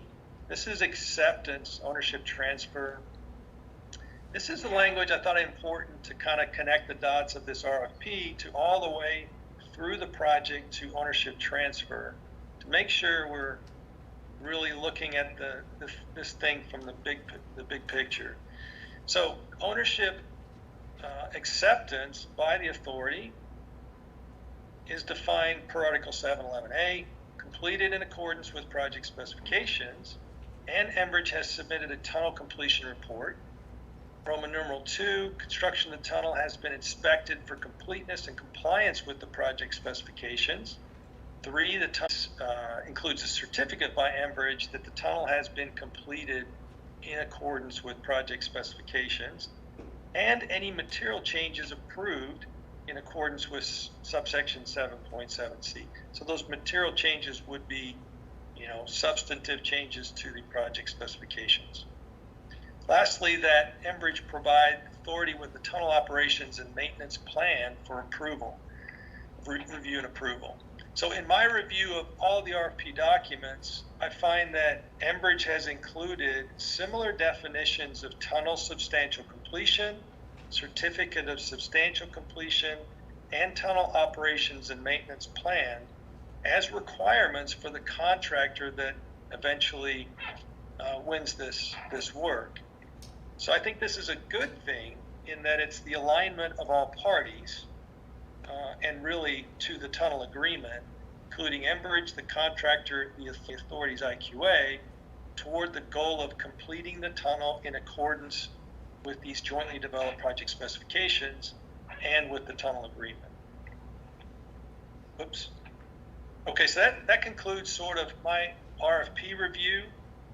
And so in my review, both from the tunnel agreement perspective and best practice or standard practice, I feel the RFP meets these requirements. Member Novak, I understand your point about the language regarding access to records. Understand that completely. Could I ask one thing about revisions to jointly develop project specifications? So Enbridge requested minor revisions to the jointly developed project specifications in May of 2021. Mike, can you hold up? Member England has a question for you about the last page. Yeah, I just wanted, you had said earlier that third-party utility was not included in the RFP. What about hangars for electric power lines, all of those kinds of things? How does that get resolved? Yeah, Dr. England, maybe Enbridge is in probably the best position to address this particular issue. I know that third-party utilities is on the agenda next. There certainly are some design elements for third-party utilities that will be constructed. These are sort of standard locations and places and brackets and those sorts of things that have been in the design, and you heard about that during the information session last month. Yes. So those will be constructed. I guess what I'm referring to is any specific third-party utility, any agreement that is put into place between the authority and that third-party utility, none of which has been done yet, none of it which have been finalized. If there are needs to access the tunnel through Enbridge's property, trenching or construction of access to the tunnel, and then installation of that utility through the tunnel, that is not included currently in this construction RFP. That would have to be discussed between the three parties about how that happens, what's the timing of all of that as that moves forward. Does that help? I would think, though, something in the RFP should say provision should be made for access for those third parties. You can build this thing so it'd be very hard for them to get in there, and that would probably not be a good thing.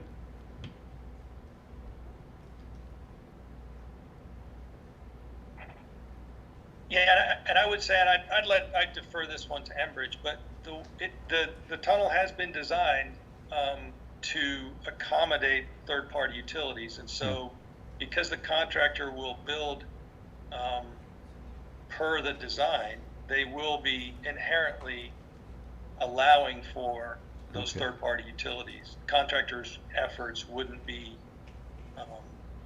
I would think it'd be at least fair to ask the proposers in the contract how the third-party utilities are going to get into the tunnel then. Why don't we have Enbridge address your question during their third-party utilities discussion? Yeah, I'm sorry. Nope, that's good.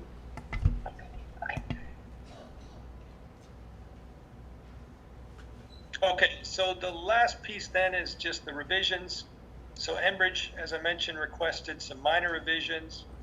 The majority of these revisions are editorial in nature, just formatting, clarification, punctuation, terminology, removing duplications. And the remaining revisions include the following. So I've listed 5 bullets here where they requested the addition of excavation and backfill material specs for an oil water separator. So this is for the subsystem in the tunnel that is going to be pulling out water. If there ever were any oil in that water, they want to separate that, so fill material specifications for that. Wastewater tank and specifications for excavation and backfill for that wastewater tank. removal of some ASTM specifications that were redundant and not being referred to, modification from an ASTM standard to account for stainless steel bolts, and then the removal of another ACI 117, an addition of retrofit water stops specification to be installed in construction joints of cast in place concrete on site. So these are all quite minor and mostly editorial. So I view all of these as acceptable revisions. I think with that, that's the extent of my report. So I'll end it there and take any further questions. Any other questions of Dr. Mooney? So Mike, let me just ask a process question. By making these recommendations to us, the tunnel agreement requires us to approve the amended draft procurement and execution plan, first of all? That is a good question.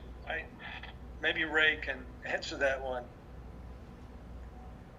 Well, let me continue through. And obviously, the authority has to. There are two different types. The first one, you're offering some amendments to an execution plan that we've already approved. So, do we have to approve the amended version on A? B is the RFP for construction of the tunnel. That is obviously up for approval. And based on your recommendations of the 9 points of interest through the tunnel agreement, we would have to consider your opinion on approval of those. And then C, Ray, similar to A, are we required to once again approve the joint project specifications because there have been revisions? So A and C are similar. B stands alone on its own approval. And so I ask the question while Ray is reviewing it, I ask the other two authority members if we do need to update and approve the amendments or revisions on A and C, are you feeling as though we've received enough information on those two areas, or would you like to hold off on those and then we can discuss the RFP separately? Well, certainly since we approved the original, we should have to approve the revisions. And Chairman Nystrom, just to clarify, the tunnel agreement says the authority, so Enbridge will prepare a draft tunnel construction execution. Whoops, I'm looking at the wrong thing. There it is. It says here, 7.5A, Enbridge shall prepare for the authority review a draft procurement and contracting execution plan. So it says for the authority's review. It doesn't specifically expressly say approve, to my knowledge. But I'll defer to Ray.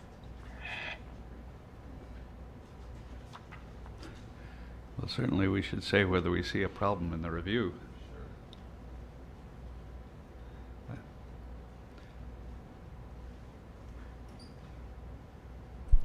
I mean, I'm comfortable with saying I see no problems with A and C. Oh, sorry. That is correct. The tunnel agreement does provide for a review, not approval. Yeah. Also, for the draft RFP, the authority's role is to take a vote that they would concur that the RFP meets those 7 criteria.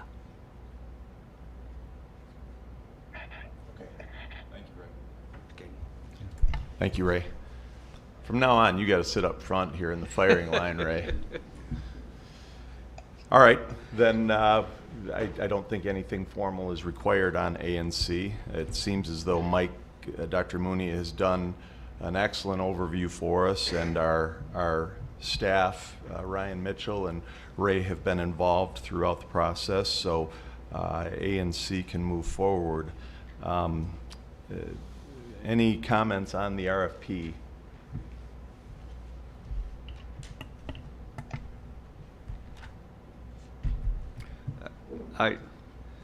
I'm still a little vague on the RFP on how we get to understand what the proposals are, how they propose to meet the requirements, I guess is what I would say.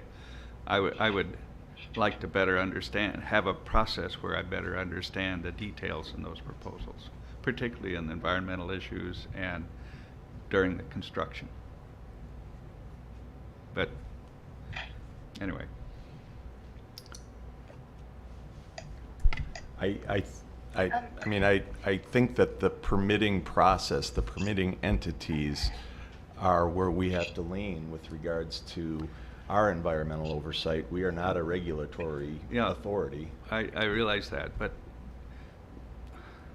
I think we're responsible to the community that the implementation is more than just saying that we are going to use good engineering practice. We're not going to tear up a town, and we're not going to let tailings become a toxic waste dump. And I would still like to know what they plan to do. So. Hi, if I may approach the board here, it's Amber. I'm calling in from Calgary today, and I think I might be able to add a little clarity, if I may, on the environmental question.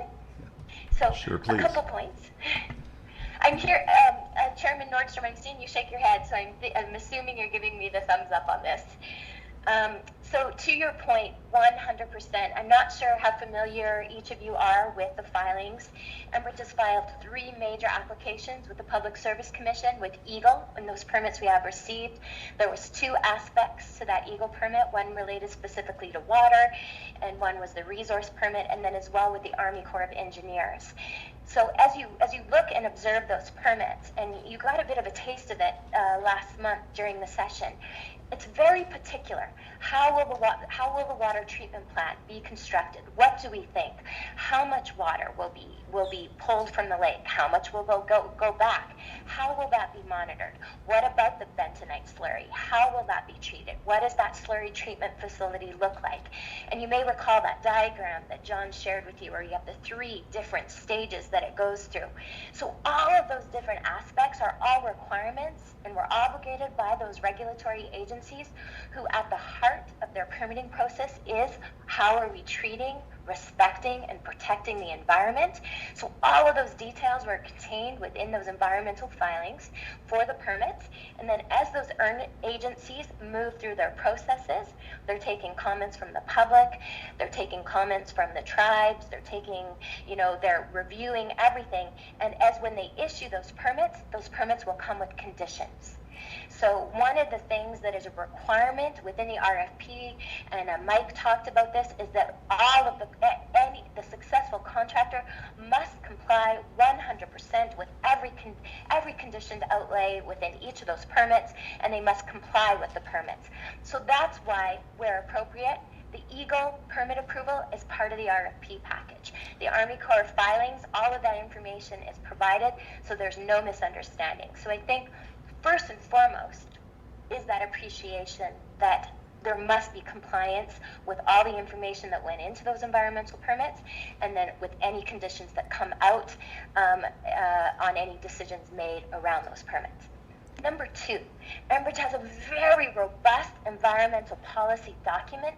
It is attached to the RFP, and it is available on enbridge.com all the time, 24/7, if anybody wants to understand.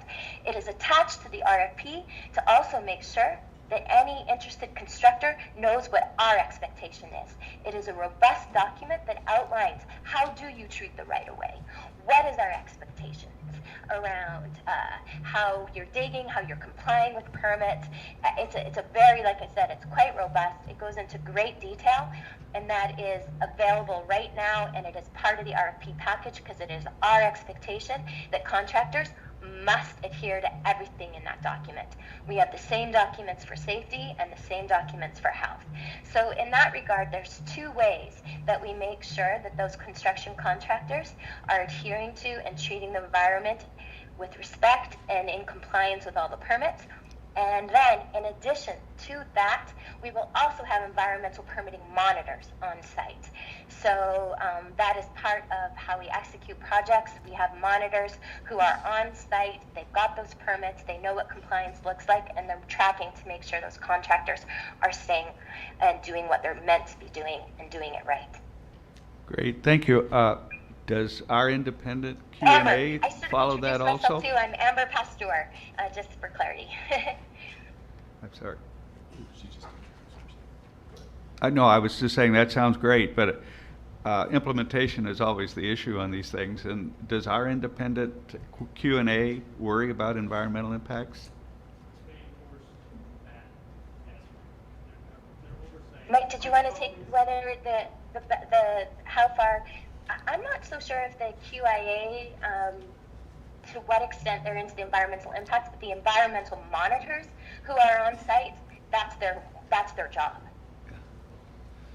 So just to answer the question, though, in addition, Amber, the RFP grants access to regulatory agencies to inspect the site as well. So those regulatory, the state is going to monitor that. That's correct. The agencies responsible in the permitting agencies have access through the RFP. Okay. Now, that's explicit in the RFP. So if there are complaints, then we know who to go to. Well, I mean, they'll have the complaints if there are complaints. Okay. Yes. If there are Well- violations of the permit conditions, Oh. there's penalties associated with that. Well- Those, the permit conditions and the regulatory agencies do have authority to stop work if there's a permit violation. Okay, I just wanted to Yeah. be fine. And Ryan, I think the point you were making, and I'm sorry, Ryan, I can't hear you as well, if I may also interject and be crystal clear as well. In addition to that, the regulatory agencies, as well as EGLE, the Corps, they also have monitors who will come by periodically and be inspecting to ensure for compliance as well. So there is an enormous amount of environmental oversight. Great, thank you. I want to. And one other thing I just want to point out, though, because I don't want it to be lost, as well as we move forward with the RFP process, there is also an opportunity for the authority to request and be provided access to observe in that process too.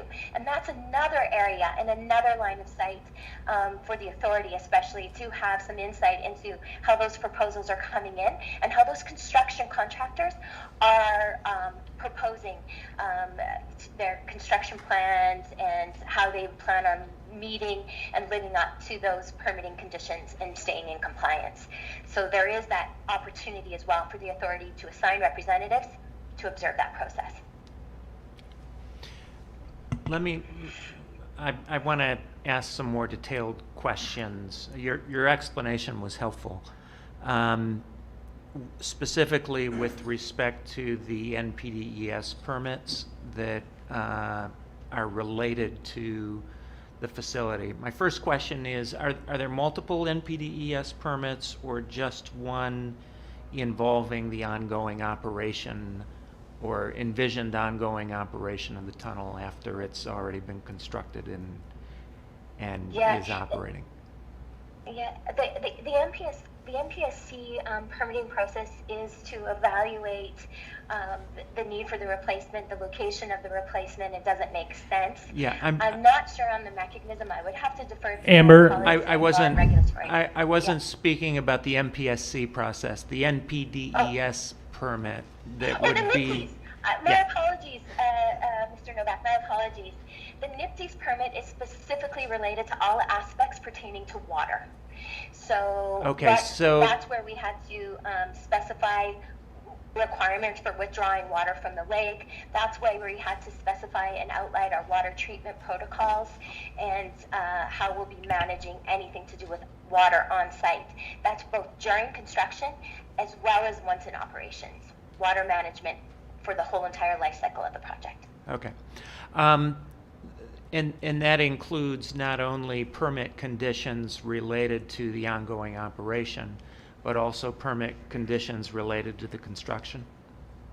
Both aspects. It's Okay. both aspects, construction and operations. So to go through Tony's questions in a little more detail, the Water Quality Division of EGLE would have its rights to conduct an inspection of the facility either during the construction phase or during the operation phase to make a determination as to whether not only Enbridge but Enbridge's contractors were complying with the permits in the NPDES permit. Yes. Okay. Yes. And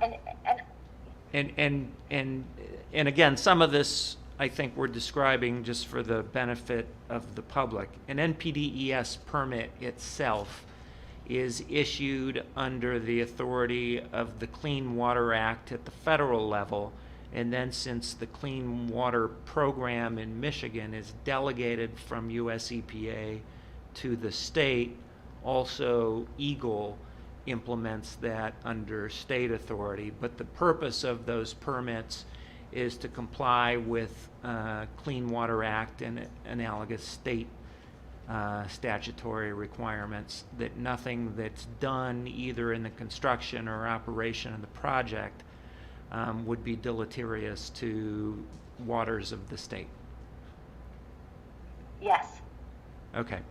By the way, has the NPDES permit actually issued at this point, or is that still under review and consideration by EGLE? It has been issued. Okay.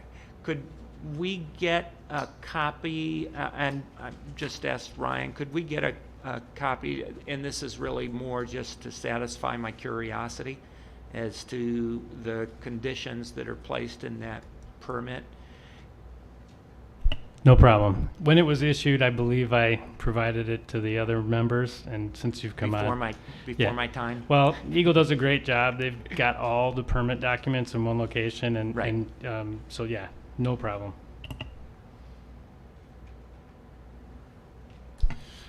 Any other questions? No, but to your last point, you know, it probably wouldn't be a bad idea, even though it is under EGLE's jurisdiction. I know we maintain a lot of information on the website for the authority as it relates to the project. It probably wouldn't be a bad idea to have a cross-referenced hyperlink in the information that's contained there to the EGLE location where you can look at those permits, so that if a member of the public is curious about water, any of the environmental permitting obligations related to water quality, they could see it on the MSCA website and link over to the EGLE website.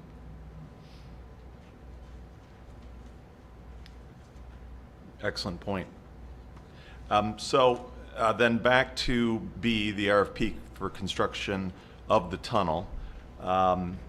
We approved or we haven't finalized it. We read through with Ray the proposed tribal consultation policy, and I believe the feeling of the authority members is that we get that policy in place, allow for between now and our January meeting, tribal consultation on the 7 points of the RFP, and put the RFP along with the consultation policy on the agenda for the January meeting.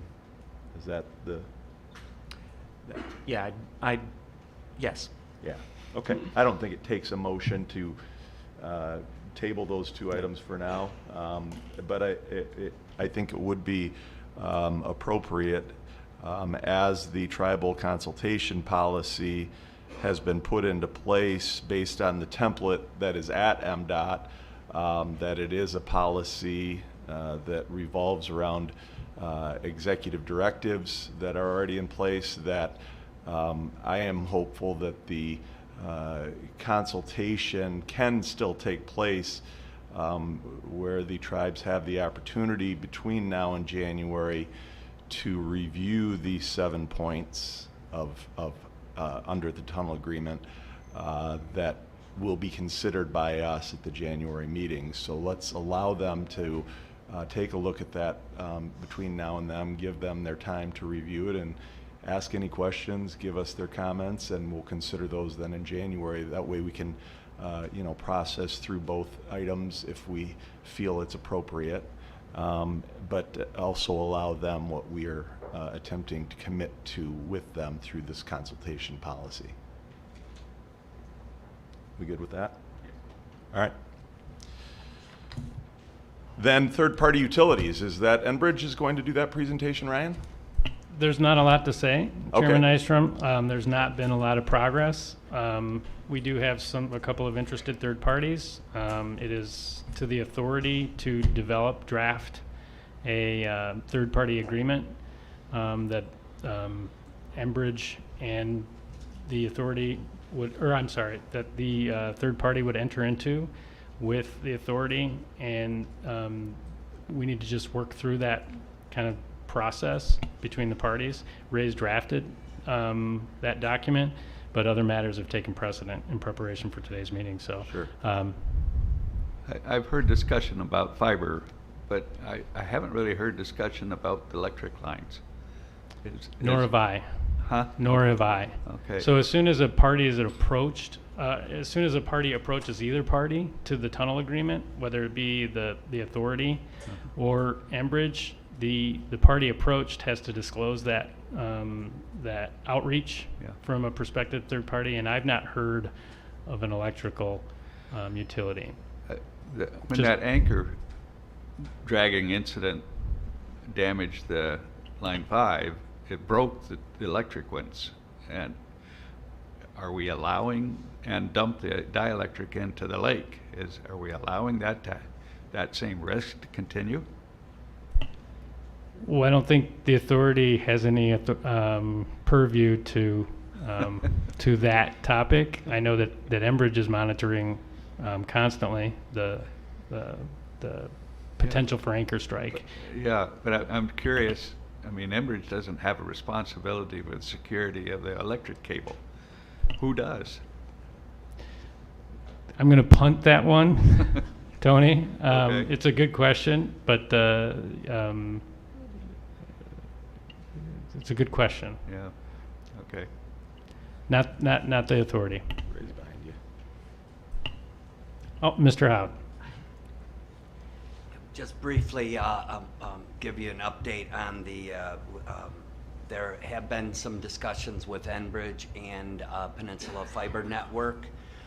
The way that the tunnel agreement sets it forth, the authority would draft an agreement and then present it to the Peninsula Fiber, and then at the same time provide it to Enbridge. And so we thought that might be more of a waste of time to do it in such a single. Yeah. Well, so what we've done is get the parties together, and I'm in the process of drafting. It's been a crazy couple of months with the PSC proceedings and the tribal consultation and some other matters, but we will definitely have something to report in January.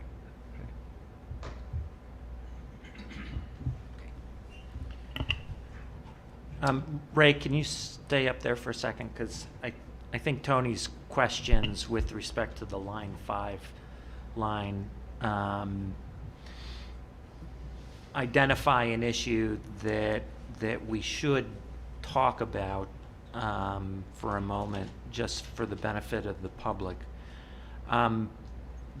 As you understand it, in terms of the statutory authority that's been granted to this authority, to the three of us in whatever decisions we make, in your view, does any of that extend any regulatory authority over the existing line 5? Absolutely not. That line 5 is a separate operation, and the authority is geared toward the construction of a tunnel for the relocation, but is not a regulatory agency, nor does it have any control over the current line 5. And so just to be clear, if the three of us voted unanimously to do something with respect to the existing line 5 operations as our council, would you envision us having any authority to enact a resolution that does anything on those that would have any practical effect? It would have no legal effect. At best, it would be a statement. Okay. And I wanted to have that dialogue just because I know members of the public occasionally come up and speak to us about line 5 operations. And I understand their concerns. They're very legitimate concerns. But I also want the public to know that this is a statutorily authorized board whose powers and duties are whatever was created in that statute. And we may share the same frustrations that others members of the public share with respect to the operation of the line 5, but that we have no statutory authority or jurisdiction over it. That's correct, and the purpose of Public Act 359 was to construct and explore constructing a tunnel so that line 5 would not be in its current location and would not be a danger or to be struck again by an anchor or whatever. Since we know that the dragging anchors break electric lines and it dumps pollutants in the lake, even though not in the quantities we're talking about with a pipeline, it seems like we should at least address the issue of, are there any safety things that need to be considered for putting high, these are what, 23,000 volt cables in the tunnel. That's really what my question is the reason not to do it? And if there is a way to make it available, should we do that? Well, under the statute and the tunnel agreement, an electrical line would qualify as a third-party utility. Yeah. But the authority really doesn't have any way of getting whoever owns that electric line to do consider putting it in the tunnel. There also may be some issues with high voltage electric and oil running in the pipes. I would like to understand what those issues are. If there's a way to shield, it might be worth making sure that we could do that if it were decided to put the cables in there. But right now, I've heard no discussion of it at all. We will look into that. Okay. Any other questions? Well, just to follow up on Tony's point, the different electric utility companies in the state are cognizant of the fact that this tunnel is at least being considered for construction. If I understand Ryan's comment from earlier, Enbridge or possibly the utility would have the obligation, if they expressed an interest in occupying a space within that tunnel, to provide notification to the authority of that interest. And maybe the fact that we have received no such notifications means that none of the utilities in the state, the electric utilities, are planning on using this as a conveyance for any type of electricity line. I'm just guessing. Yeah, Member Novak, that is the process is initiated by the third-party utility. And to the best of my knowledge, there has been no interest expressed so far in moving into the tunnel. Okay. Is there, though, a way of finding out what the impact, if they were ever to want to be in the tunnel, would be on operating the tunnel? I'm sure, Member England, that we could look into it and discuss with Enbridge and find that out. I would why they would want to just stay independently on the bottom when they've already been broken twice. That's an excellent point. Mike, Mooney, or Amber, I think that there has to be some contemplation of, since the tunnel agreement allows for third-party utilities, I would think in the design phase there has been contemplation of fiber's an easy one, but electric as well. Can one of you just address that for Member England, please?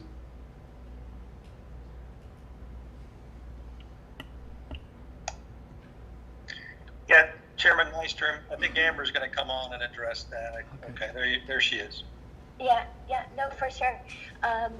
So first, I want to kind of circle back to the question too about the third-party utilities in space. I really want to be crystal clear. 100% in space-proofing the tunnel, we have already designed and contemplated space for third-party utilities, whether those be electrical or fiber optic cables. So the space-proofing of the tunnel has allowed for that. Our thoughtfulness in how we designed the liners has allowed for the notion of the cable trays, and in a slightly bigger perspective, the other thing you have to be cognizant of is where those fiber optic and or electrical cables come out at each end of the tunnel. And again, in both the portal design on the north or on the south and the shaft design on the north, they're called lockers, and we've designed for these lockers so that any third-party utility company that is interested is going to find, we did a little bit of research on that, they're going to find they've got the space in the tunnel, it's been space-proof for it, and they're going to find they've got their lockers on either end of the tunnel so that they can have those cables landing, coming in and coming out of the tunnel. When it comes to electrical lines, we have looked at this at a very cursory level, and we have determined, in fact, that there is a way you could pull high voltage electric lines in that tunnel and do it safely. We haven't investigated it much beyond that because, to the point, we have yet to have any sort of third-party electrical utility provider approach us with any sort of interest in doing that. But we did do a cursory look, and we know that it's possible. There are other examples, in fact, out there where you've got a commingling of a pipeline with electrical lines. It can be done. I will just circle back quickly on the line that I do happen to know, the line that the cable line, the electrical line that was impacted in 2018. They are right now, as we speak, replacing that line in the Straits of Mackinac. They're pulling that and burying that line in the Straits. That's ETC, I believe. So just to close the loop on that, they've already made provisions. Yep. Thank you. Thank you, Amber. Do we have any other comments at this point from authority members?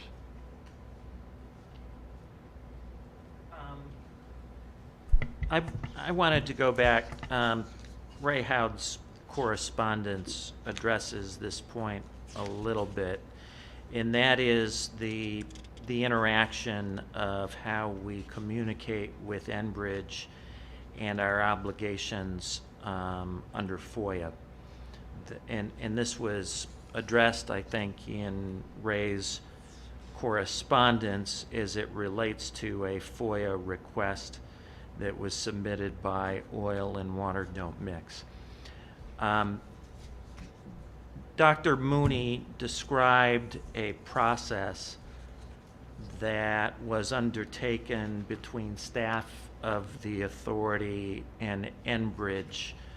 I can't remember the exact terminology he used, but it was in essence an iterative process where staff of the authority reviewed earlier drafts of the RFP, made comments, and they were revised over time.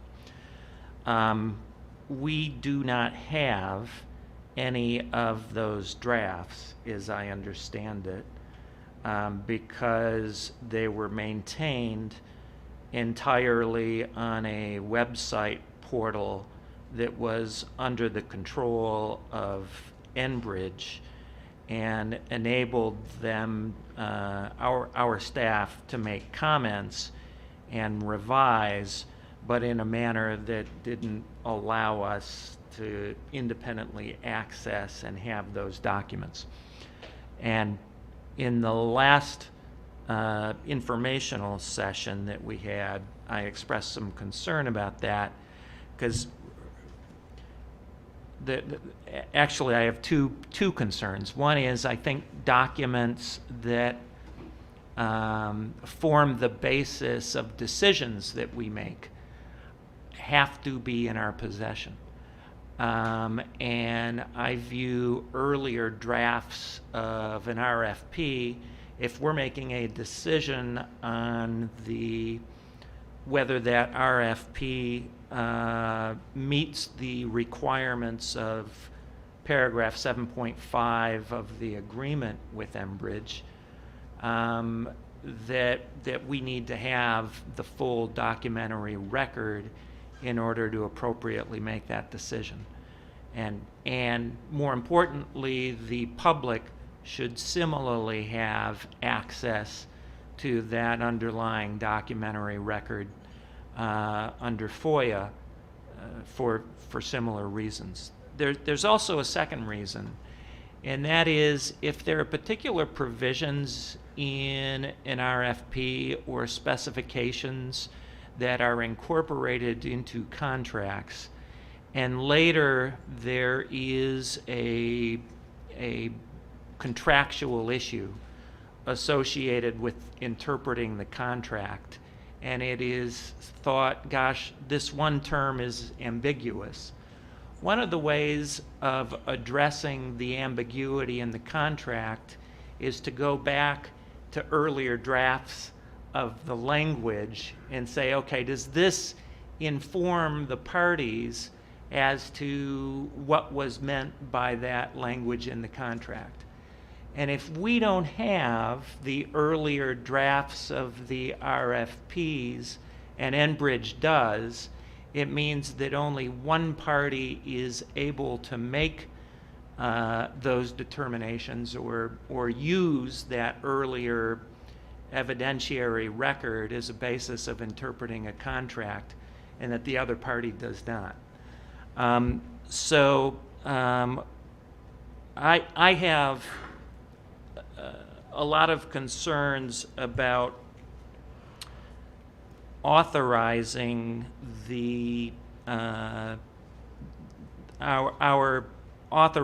our decision about compliance with paragraph 7.5 without the underlying production of documents that reflect that back and forth. And I think it should be part of the record upon which we make that decision.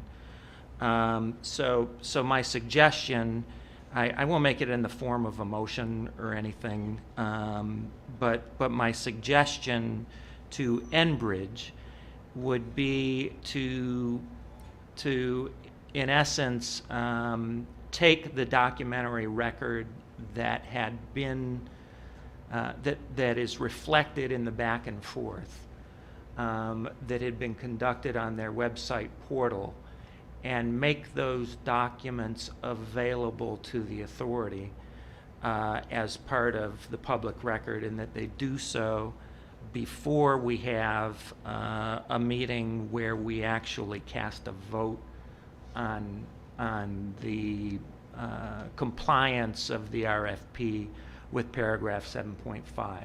I think doing that makes us more transparent, number one. Number two, makes us, I think, more compliant with our obligations under the Freedom of Information Act.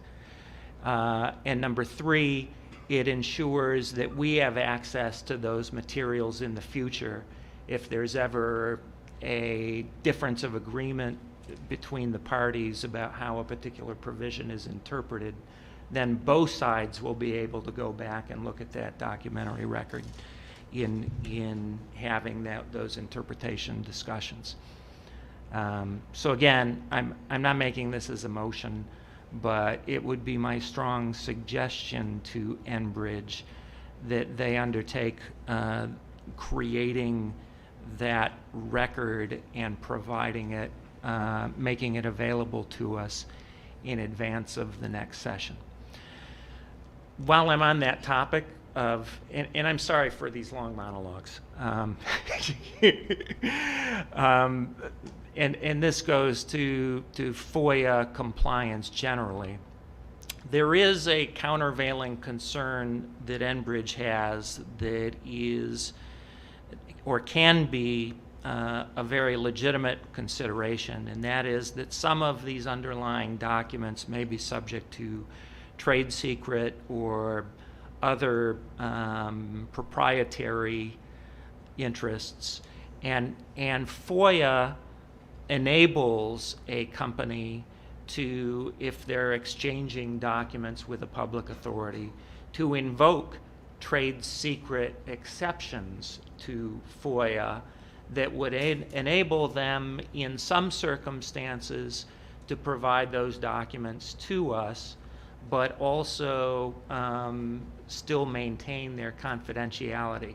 And there are specific steps under FOIA that they would have to undertake in order to have those confidentiality protections provided to those documents.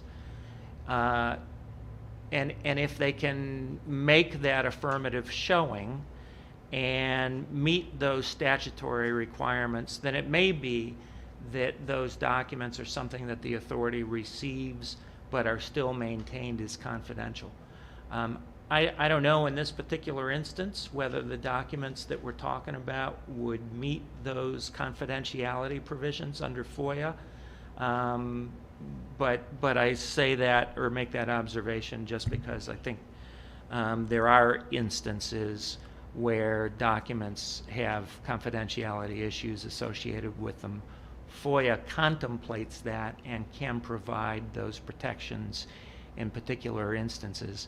Even then, we would need to keep a log of any documents that we received with a general description of what they are, so that the public could know that we have particular materials that have been provided to us that are being maintained as confidential.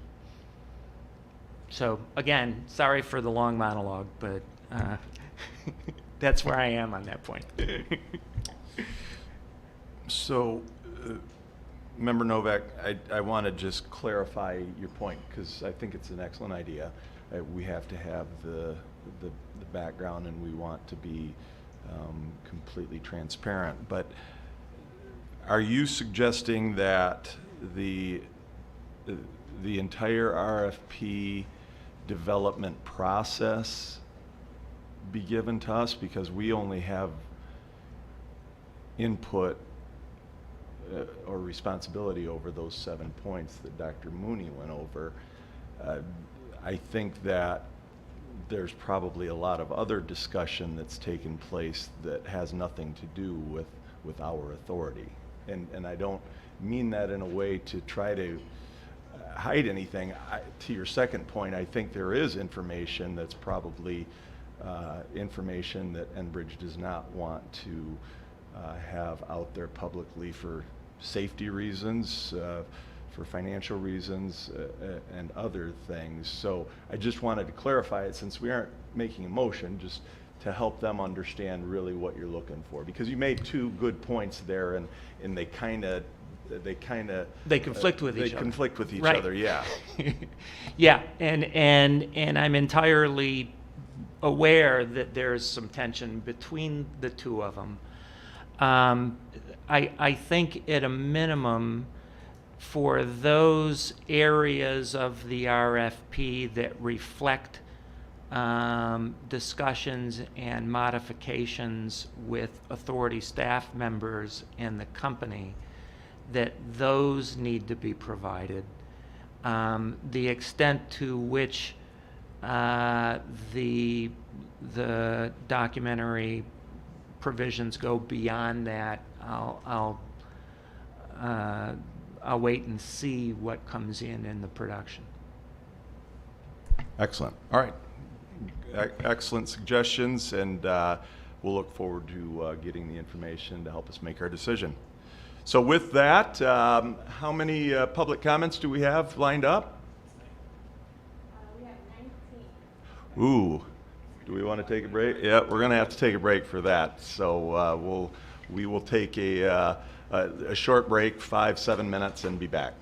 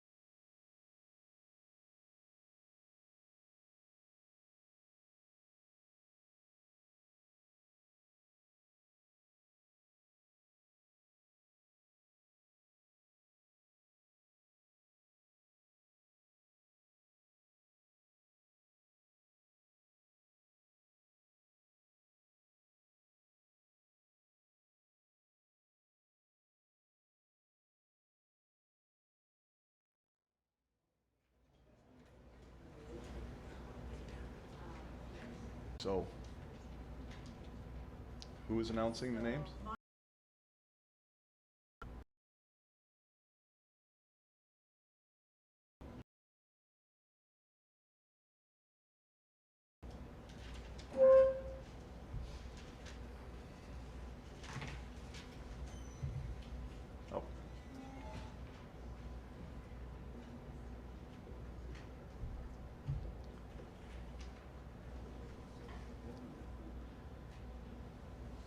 So Monica, what we're going to do is announce the person that's up and then the person that is going to follow them so that they are prepared to come right up, and then we'll just kind of rotate through that way. Sounds good. Thank you. And the second person is Joe. So John, please approach the podium.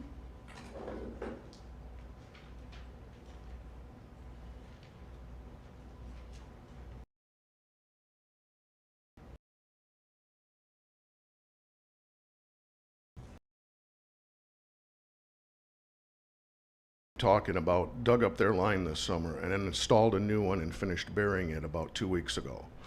That's the ones that has the power stations on the north and south shore. Money, the sole reason Enbridge continues their fight for Line 5. For Al Monaco, it's millions of dollars. For the belle of the ball, Amber Pastor, it's personal glory and a better job down the line. This almost 70-year-old pipeline must be shut down. This Canadian invasion of our soil must stop. The recent leak on the West Coast shows negligence of oil companies and the lack of safety involving underwater oil pipes. Here we don't have warm water and salt to assist in breaking down oil. Here we have 1/5 of the world's fresh water supplying both Canada and the United States. Enbridge is willing to poison millions of people for money. Enbridge is already poisoning people in Canada with their bad safety records in Sarnia, Ontario. Why should they have the opportunity to kill Michigan residents? For the poor workers in the unions who have been lied about the tunnel, I say, wake up. Enbridge gives not a damn for you. Your water too will be poisoned.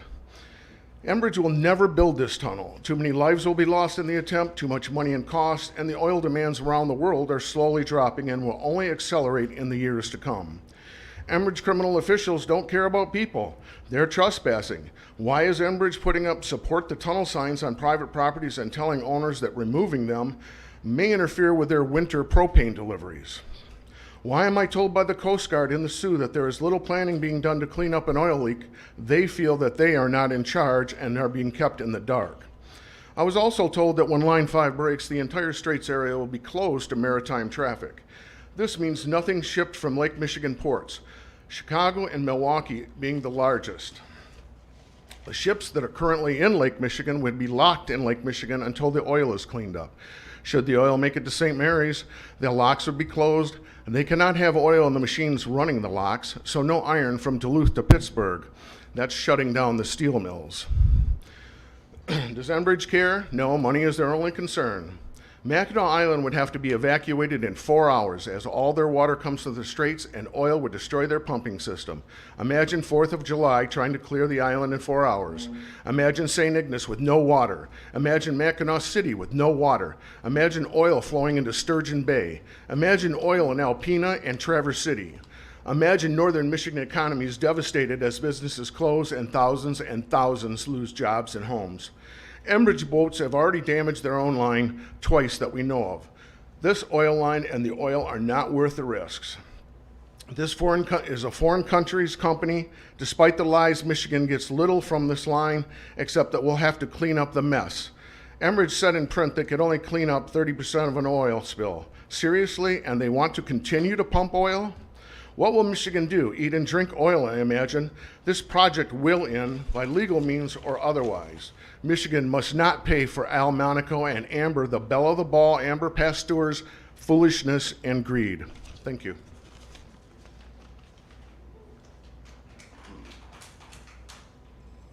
Thank you. Good afternoon, everybody. My name is Joe Stevens. I'm a county commissioner from Dickinson County.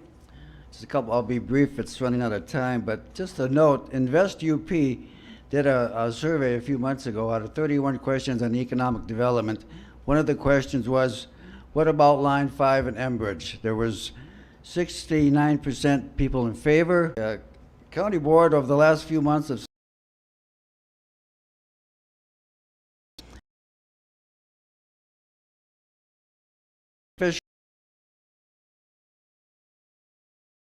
my constituents. All 5 of us on the county board have been listening to pros and cons on Line 5 and building the tunnel for months and months now.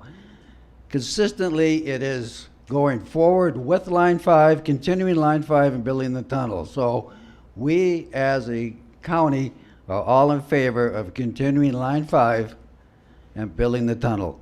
Thank you.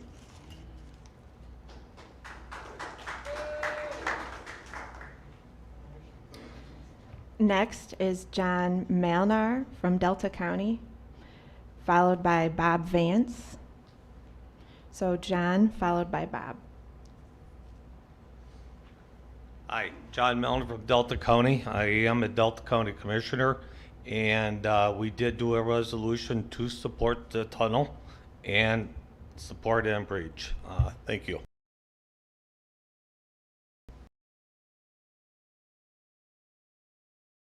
And after Bob, it will be Sean Mcbrearty. I really appreciate these sessions and you, the information I gather from this. So thanks. But first, I kind of have a beef, actually a grudge.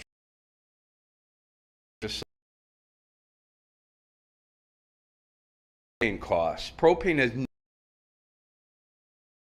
families in the UP. Every winter, it breaks the budgets of a good proportion of the 20% of the people in the UP who need to use it. The prices are unpredictable and punishing, making threats that propane costs will be greatly increased if the pipeline is shut down is cruel and autocratic. It's kind of the stuff of medieval feudalism.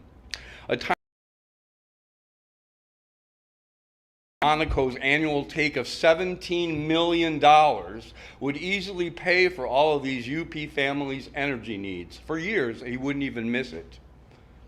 The World Health Organization warns that climate change is the single biggest health threat facing humanity.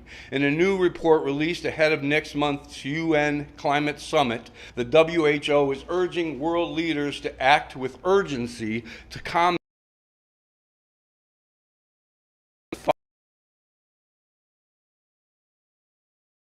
even in Michigan if we don't act with that urgency now.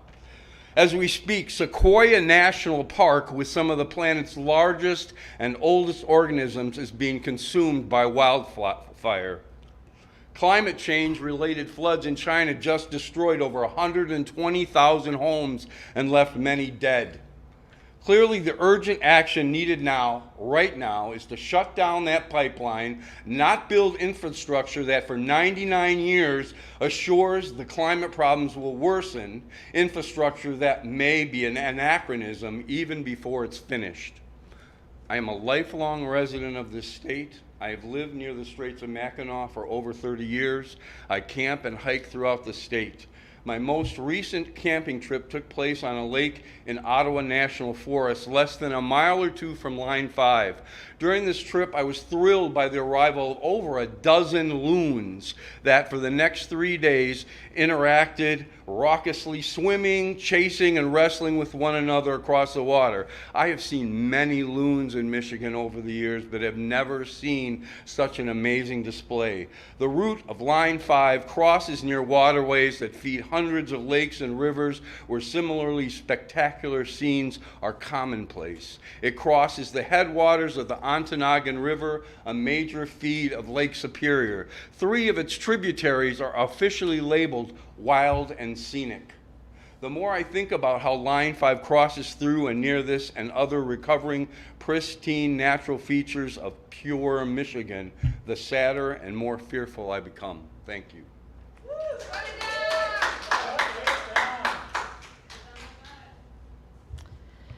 Next is Sean Mcbrearty, followed by David Holtz.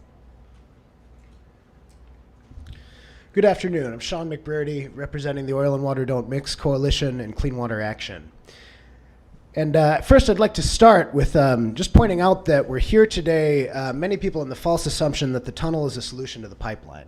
The tunnel is not a solution to the pipeline. Judged by the timeframes that have been presented to this board, we're a minimum of 7 years out from a tunnel. 3 years for the Army Corps permits, and that's being generous. 2 years, a year, 18 months for building the tunnel boring machine, and another 2 years for digging the tunnel. So that's not leaving any time for legal problems or anything like that, so 7 years is a generous timeline. It's not a solution to the ticking time bomb sitting right out here at the bottom of the Straits of Mackinac today. And I'd also like to respond to the Deputy Attorney General's investigation of the claims and the concerns that we made at the last meeting. First of all, on count one, thanks very much for looking into we would be very concerned if Enbridge was going to become responsible for their own oversight, although it doesn't sound like we're doing a lot better by what I heard today, frankly. On counts 2 and 3 about the conflicts of interest, Chair Nystrom is definitely a very skilled and effective lobbyist. That's why he's here. That's why he was appointed at the end of Governor Snyder's administration. What we found may not meet the narrow standards, according to the DAG's opinion, laid out in the statutes that he narrowed out. But according to a recent Nobel laureate, to quote him, it doesn't take a weatherman to see which way the wind blows. The people of Michigan are not so naive as to go along with the assertion that a highly skilled and effective lobbyist doesn't try to influence corporate and governmental decisions on behalf of their bosses. That's literally why trade and corporate lobbyists exist, to grease the skids of government and corporations on behalf of their bosses. So we can go ahead and keep deferring to Enbridge. That happened so much in this meeting, but let's not pretend like this entire process is above board, even if we're meeting narrow statutory requirements here. Michigan has some of the worst governmental transparency laws in the country. That's identified year after year by independent assertions. But despite these flaws in our laws, there must be some way that the people can have a role in this process. We're moving forward completely in the dark. No public oversight. The public's not going to see the RFP, apparently, but don't worry, because there will be an independent quality assurance contractor. Oh, but the IQA can't stop work and essentially has no authority over the process. So I don't understand what's going on with the process here, because there isn't any public accountability, and right now it doesn't seem like there's a whole lot of accountability anywhere throughout the Straits Corridor Authority. So thank you for hearing me out. I do encourage the board to heavily engage with the tribes as you adopt your consultation policy. They have very important things to add to this conversation, and they have special treaty rights in the Straits, as you all know. But I also encourage you to engage more heavily with the public. We need more information sessions. We need a lot more public engagement than we've had. We've had more public engagement, frankly, in the last month than we've had throughout the rest of this process combined. And we definitely need to see more of that. We need to be able to see the RFP and the terms of this deal before the board just green stamps another Enbridge approval. So thank you very much.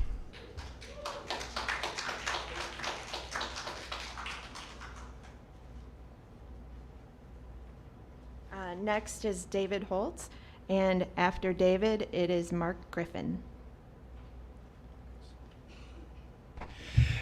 Thank you. I'm here to speak to the issue of the Freedom of Information Act request that Oil and Water Don't Mix submitted on behalf of Oil and Water Don't Mix. I'll make it very brief because I think Mr. Novak covered a lot of the landscape that needed to be covered on that in terms of really lifting up what the Freedom of Information Act is and what it isn't. The agreements that Enbridge has with the state to have the RFP, to have review process give the go-ahead to the RFP. It's really inappropriate for the authority to MDOT, really technically it was MDOT that denied the Freedom of Information Act request, to cherry pick what's being disclosed. This is going to be a publicly owned tunnel if it's ever built. And public needs transparency, and you all need to demand the transparency. You are here to be our advocates. You are not here to defer to Enbridge. Enbridge has to determine what confidentiality, as Mr. Novak said, applies to this document and what doesn't. And all of that is subject to review by the courts. So the bottom line is that your determination on this FOIA request, we believe is an error. We believe that you should affirmatively release those documents, and that absent that, your decision is subject to the determination of the courts. Thank you.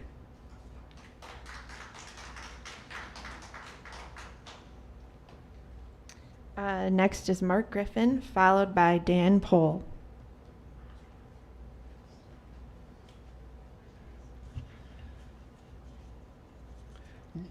I guess it's afternoon now. Thank you for letting me come and speak to you today. My name is Mark Griffin. I'm the president of the Michigan Petroleum Association and the Michigan Association Convenience Stores, or as we call ourselves, MPA Max.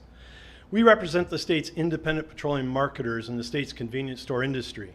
Together, we count over 400 companies as members with over 2,500 retail locations. Our members employ over 15,000 people statewide in virtually every of the state's 83 counties. We also sell and deliver heating oil and propane to our customers. We rely on Line 5 and the network of pipelines in this region. We strongly support the construction of Enbridge Energy's proposed pipeline tunnel under the Straits of Mackinac between Mackinac City and St. Ignace. Building this tunnel is a big thing, and it's about time Michigan moved forward and started doing big things again. On behalf of our membership, we ask that you provide all the needed approvals, support, and oversight so that this Great Lake Tunnel can be built. The Line 5 replacement and the Great Lakes Tunnel project is the best and most common sense way of protecting the lakes and delivering energy. We see no logical reason to delay the substantial benefits derived from the Great Lakes Tunnel project, which include enhancing environmental protections and securing new and existing high-paying jobs. Line 5 meets the propane demands for more than half the state and 65% of the UP alone. In addition to Michigan residents and businesses, 5 states and 2 of Canada's largest provinces rely on Line 5 for the safe, reliable transport of light crude and natural gas liquids critical to manufacturing and the production of transportation fuel. The tunnel also has the potential to serve as an option to house other utilities. As a reminder, the bipartisan passage of Act 359, the Michigan legislature recognized that Line 5 is the best interest of the state of Michigan, and the tunnel is the best solution for the Straits and the people. This project is more important than ever as our state recovers from COVID-19. It will help re-energize our economy and help to keep the people of Michigan warm and safe year-round. Once again, I thank you for the opportunity to speak.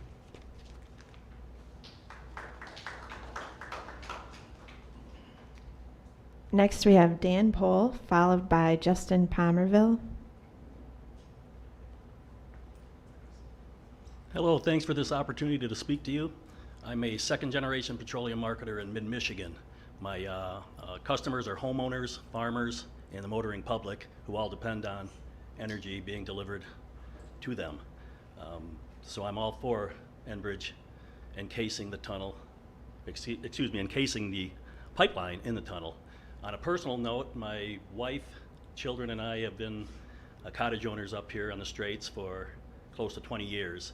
There's no place I'd rather be than on the shores of Lake Michigan, and I never want anything to happen to those waters. That's why I'm very pleased that Enbridge is looking to do this. Thank you. Next is Justin, followed by Travis Brady. That's out of order. I was number 11. You're now on number 12. Number 11. Sure. All right, John will go now, and then we can go to Justin and Travis Brady.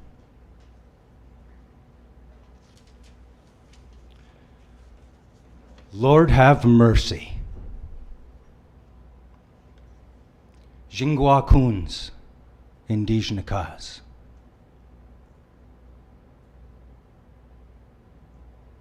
Gichigumi and Dunjaba, Maingen Dodem. Stop this madness. I'm 33 years old, or I've been in this town for 33 years, and I've lived for 54, all of them around the Great Lakes.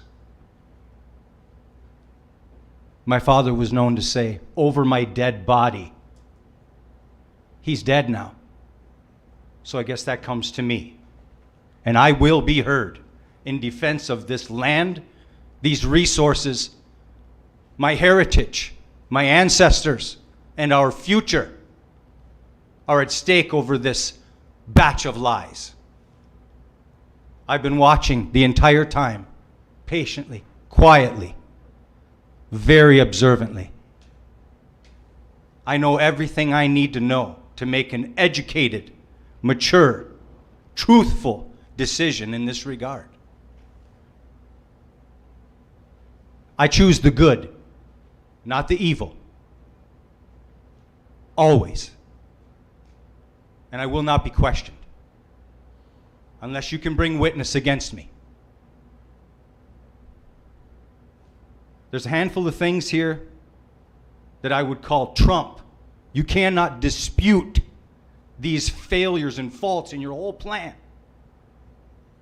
It will never happen. This red herring, your token bribes and charity, I do not accept. And I do not recognize the authority that continues to press and oppress. My cousin's out in Minnesota. I've seen it with my eyes. Cops used against local people trying to stand up for their right to harvest rice or to fish. The duality, betrayal, half-truths, and hypocrisy are sickening. And I'm ashamed. And many of you should be too. Go home, look in the mirror, and be ashamed. Pull the knife out of my back and the back of my father, who also fought for water, polluted by a dump, covered up by a wood treatment facility. My grandpa died of cancer. My mom survived. That beautiful Wetmore water that we trusted so dearly, drank fully. Honor the treaties. That's the foundation of what's being overrun right now by all the people that don't know what they're talking about. These treaties are the supreme law of the land and must not be violated because it's undermining the very fabric of this nation. All these skeletons swept under the rug, that's what's making us so sick. Not the sickness. It's the sickness that I can't even go around and hug my friends anymore for fear of oppression. Judgment. I judge no one. I judge their actions. Choose rightly. Educate yourself to the whole story, not just one feed from a greedy bunch of manipulators and liars. Minnesota's being polluted right this very moment. Yet they'll sit there and lie to you about how they're going to produce documents. You can burn your documents. Means nothing to me. Actions speak. Words lie. Shame, shame, shame. I love this water. It is sacred to me, like God my Father, and like my father.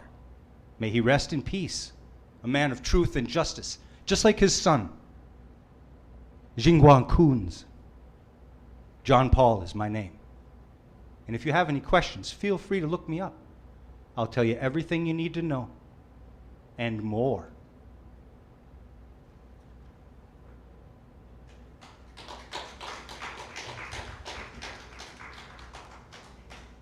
This will be the last call for Justin Palmaville or Travis Brady.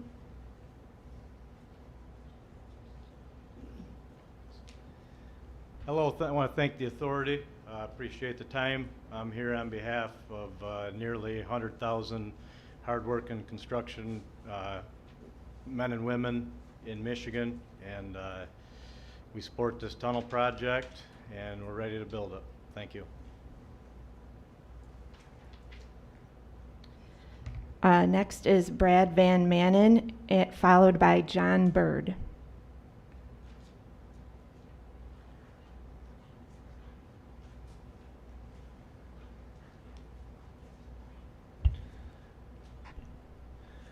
Good afternoon. Good afternoon.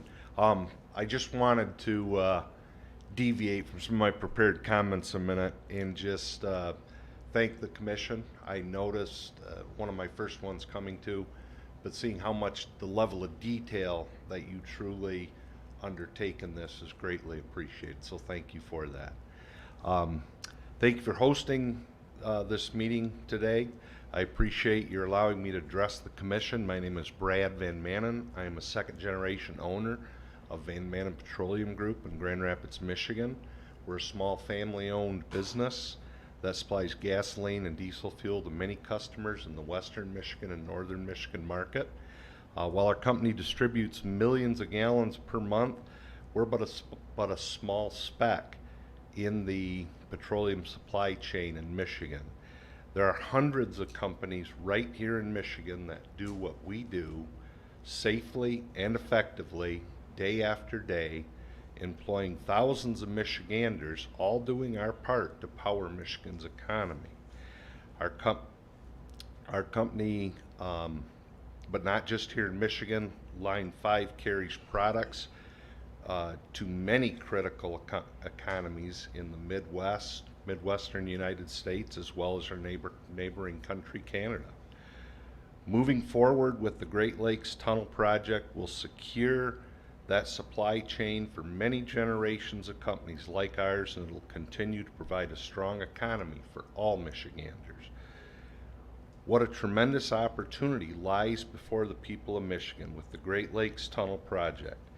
When a company like Enbridge is willing to pay for the design work, the engineering, the construction of an engineering marvel like the Great Lakes Tunnel to secure energy needs of Michigan and the Midwest, we should move quickly to support and approve all that is needed to make this happen. Please consider the following. We've all been affected through the past year, many supply disruptions with COVID, supply chain. Don't allow this to happen with petroleum products by not moving Michigan forward with this RFP for the Great Lakes Tunnel. The Great Lakes Tunnel is key to continued operation of a safe and reliable Line 5 pipeline. While the Great Lakes Tunnel will supply much of our energy needs, let's not forget the many high-paying jobs it'll bring to this area during construction and ongoing operation of the tunnel. The Great Lakes Tunnel will be safe, it'll be reliable, it is the most cost-effective way to move petroleum products, it is environmentally prudent, and certainly the most logical way to move petroleum products. So again, thank you for your time on the commission, and thank you for all you do with your oversight. Next is John Bird, followed by Brent Pilarski.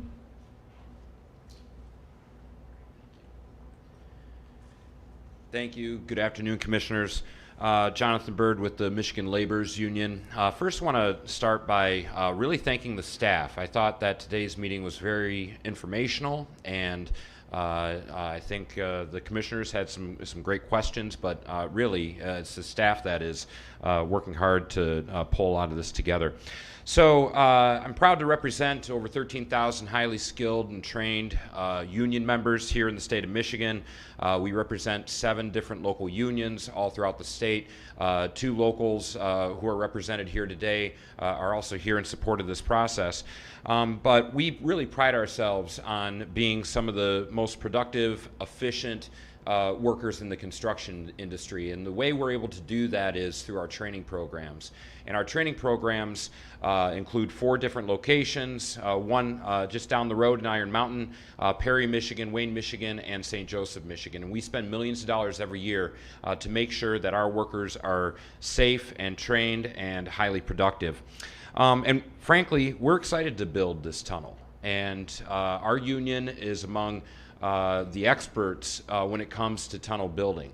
And this is an opportunity for some incredible infrastructure that'll be long-lasting, that'll be a really tremendous benefit to the state of Michigan. Again, just want to thank the authority. Certainly from our organization's perspective, we don't question the integrity of any commissioner. And I, just sitting in the back, find it rather appalling that folks would come up here and question anybody's integrity on this commission. I just want to, again, thank you guys for standing up and doing what you're doing. But we certainly respect everyone that's involved in this process, all sides of this process. But again, this project will create jobs. It'll make sure that our members here in this area, here in Northern Lower, here in the Upper Peninsula, have heat for their homes, and it also protects the Great Lakes. So with that, just again wanted to thank the Commission, want to thank the staff for all their hard work, and please support this project. Thank you. Next is Brent Pilarski, followed by Amanda Jo Robinson.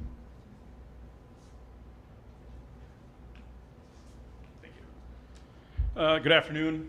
Brent Pilarski with Labor's Local 1098. We are the laborers that build the tunnel. My good friend John Bird speaks eloquently. I hope I will keep it brief because he can take up some time.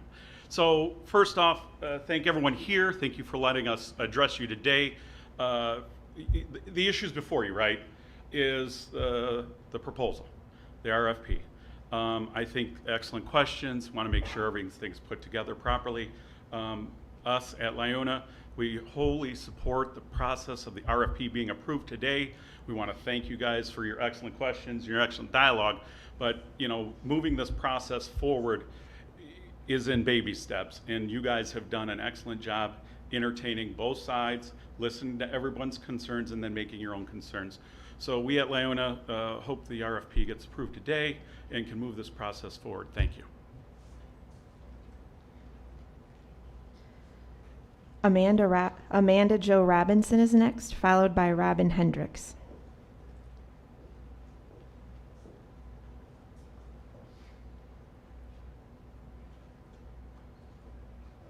Well, hello everyone. I'm Amanda Jo Robinson.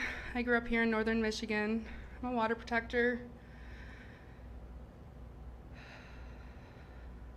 I just have one question. I don't understand how we can have forward-building conversations with Enbridge when they're directly violating governor's orders.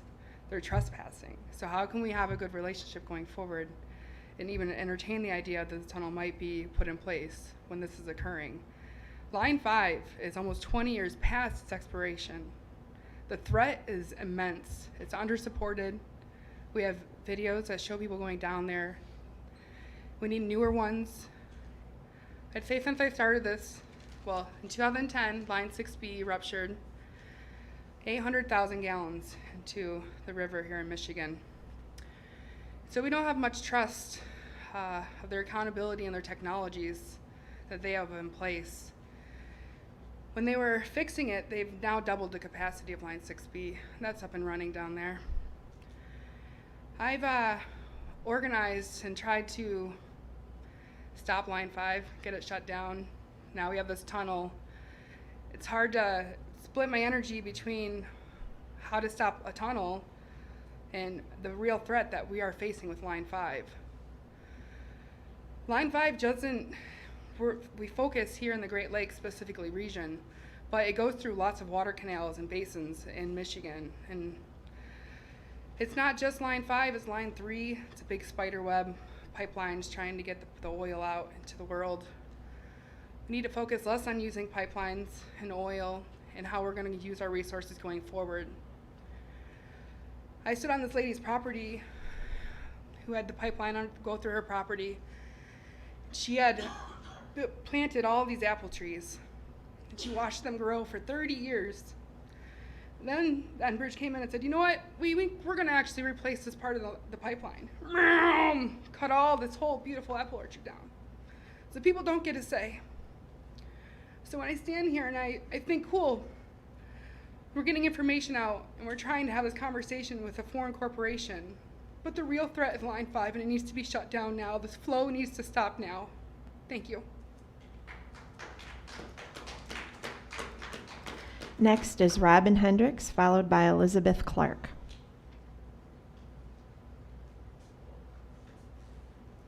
Hello, my name is Robin Hendricks, and I'm from Rockford, Michigan, and I've come up today to ask you to discontinue the tunnel project and to focus on shutting down Line 5. The risks are too great. And as you try to look towards the future, you cannot ignore the past of how Enbridge has disappointed us and let us down and lied to us time and time again. And there's court cases pending. What about the court cases? Bay Mills, Bad River. How do you move forward with a company that has such a bad track record and has pending court cases? They say they'll listen to the state and abide by permits. They don't currently abide by the order to shut down right now.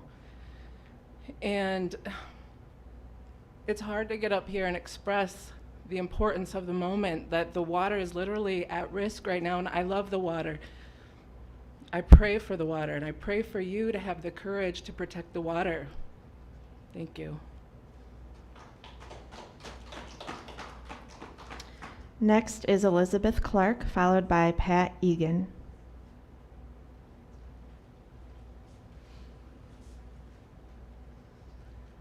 Good afternoon. I'd like to thank you for hosting this opportunity to speak, because our voices are often never heard. I'm from West Michigan. I grew up here my entire life. My family comes up to Mackinac every year on 4th of July to celebrate our indigenous past. And I just want to emphasize that in 1951 and 1953, no tribes were ever consulted nor given consent for this pipeline, period. We've had over 4,000 missing and murdered indigenous women that are directly from these man camps from Enbridge. Women and children that are still unaccounted for to this day because these man camps come in. And what does this have to do with the tunnel? Well, what I'd like to say is that I've put my body directly on the line as a water protector out in Minnesota, where I've seen the frack outs that has occurred at the Camp Firelight, at the Coffee Pot Landing, where thousands, that wasn't reported on the media, white, black, red, Asian, all walks of life came. They even hosted a prayer ceremony from religious groups from around the world, which actually fulfilled a prophecy that this would happen.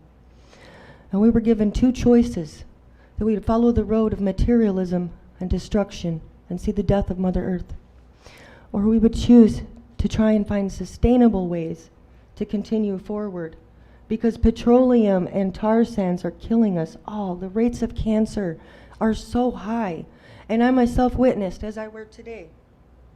Remember the Kalamazoo River in 2010? It was 1.7 million gallons that spilled that day, and the next 3 days that ensued.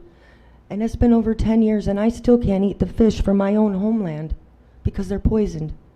My friends and family that live along that route that was promised until the grass stopped growing, that we would have those rights to hunt and fish there, a lot of us can't drink the water because it's still poisoned, because it was never. Do you understand the consequences of running this tunnel, that there could be another frack out and it could actually drain Lake Michigan? Lake Michigan's a tourist state. A lot of our revenue is not just these petroleum gentlemen here that I appreciate your time speaking, but you're not looking forward to the Paris Agreement, the climate.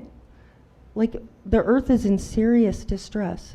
And you'd have to be a fool not to look outside and see where these storms and the great shakings that are occurring because of the health of the earth and of the people that are all connected to the plants and animals on this earth. So I come here with my heart on my sleeve and ask that you please honor the treaties that many have never been honored or given us a voice to speak on a platform. My heart is aching today listening to the powers of greed, because money is not going to buy you anything in the next life. It's not going to help your great-grandchildren when the water's poisoned and they can't go outside or open their tap water because there's flames coming out of it. I've seen it with my own eyes, like Flint, Michigan. It's still poisoned. And I know some of you may not even regard my words right now. You may be thinking, I don't care, I just want my paycheck. But what about your great-grandchildren? Are they going to be able to play in this water, this beautiful land, and see loons and geese, and be able to eat a fish someday? Because that's my greatest fear. We really need to find alternative ways to fuel vehicles in our homes, because we don't have another 50 years. Thank you for listening.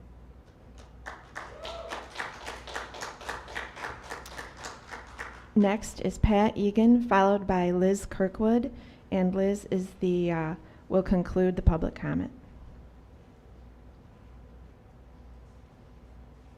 They're going to be happier to see you, Liz, than they are to see me. My name is Pat Egan. I'm a resident. I used to own 2 small daily newspapers on either side of the strait, so I've been observing this area for a long time. I've been before this group before. A lot of people have discussed Line 5 and pros and cons. I want to talk to you about your oversight and your responsibility. You have a partner in Enbridge that I don't think you can trust, and that you need to consider changing the paradigm. They were just fined $3.3 million, as was so eloquently presented. They were just fined $3.3 million in a project that they perverted in northern Minnesota. This thing was so bad that they in fact were referred for criminal prosecution by the Minnesota DNR. So how high a hurdle does it take to get the Minnesota DNR to refer a corporation for criminal prosecution? You've been told about an independent quality assurance project and contractors. It was described by the project people at MDOT as a tension. It's more of an incentive. If the quality assurance people bring up a problem and delay the project, they are being paid by Enbridge. They have been selected by Enbridge. So why would they do that? So you really have to change the whole paradigm. You also have to understand that the MDOT staff, as good people as they are trying to get this project done. The Assistant Attorney General is finding loopholes and cracks. He is not trying to find representation for the people of Michigan to assume significant guardrails. And I want to emphasize that word. You have to have extraordinary guardrails to avoid what happened in Minnesota, to avoid what happened in Kalamazoo. And you have to remember that who you're dealing with. Today you wrestled back a small measure of responsibility from Enbridge. Thank you. You're starting to talk about things and communications that have to be done. But I want to assure you that if Enbridge wants to do this thing, that they will do it no matter what oversight complications they have. Lastly, to my brothers and sisters in the unions, find another project. There are hundreds of them. This is not a good project for you. It's going to be a project that is going to bring in a lot of people from outside the area. It's not going to involve you at all. You've been bribed, just as a lot of communities in the Upper Peninsula where I live have been given trucks.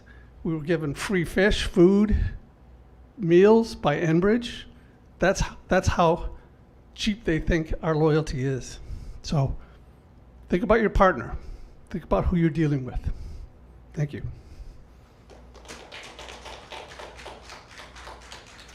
Next is Liz Kirkwood. Hello, good afternoon. My name is Liz Kirkwood. I'm Executive Director of For Love of Water. We're a Great Lakes Water Law and Policy Center, and we've been involved in this issue with Line 5 and the tunnel for over 8 years. I want to go back to basics. We have submitted some very important filings and underscore the preliminary issue that the state of Michigan, including the Michigan Bridge Authority and the authorizing statute, are subject to the public trust doctrine and law that applies to the Great Lakes and the soils under them. Like all of the other states, when Michigan joined the United States in 1837, the state of Michigan took title absolutely as sovereign for its citizens under the equal footing doctrine to all of the navigable waters in the territory, including the Great Lakes and all of the soils under them below the natural ordinary high water mark. All of these waters and soils beneath them are held in by public trust. What that means is that the state holds these waters and soils beneath them in trust for the public for the protection of the preferred uses of navigation, fishing, boating, swimming, bathing, drinking water, and other recreation. No agreement or lease can be authorized for a tunnel for 99 years for Enbridge's crude oil pipeline because first, it has not ever been a recognized public trust purpose, as I mentioned, fishing, boating, navigation, recreation, and two, it will interfere with and violate the public trust rights and uses of citizens and the fishing rights and interests of tribes protected under the 1836 treaty. The Great Lakes, the public trust soils and waters cannot be used for construction of a privately leased and operated tunnel and pipeline unless Enbridge proves under rule of law that there are no feasible and prudent alternatives.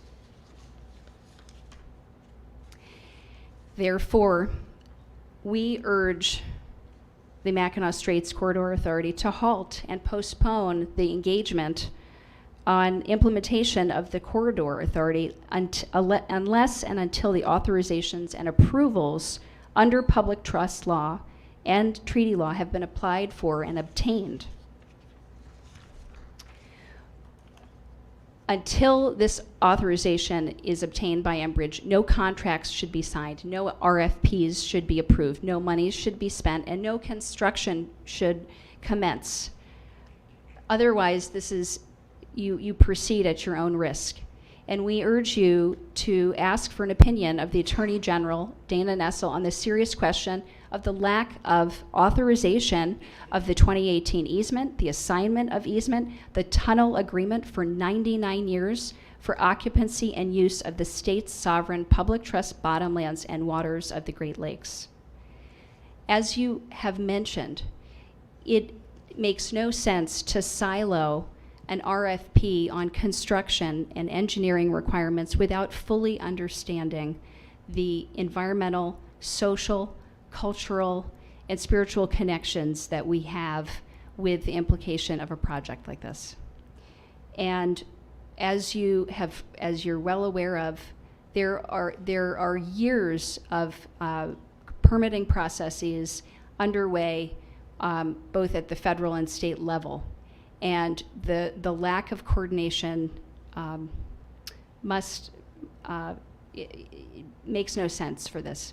But my final point is that without public trust authorization, to give away these public trust lands to construct the tunnel, that must proceed as a preliminary measure prior to the authorization and approval of any RFP. I thank you for your time.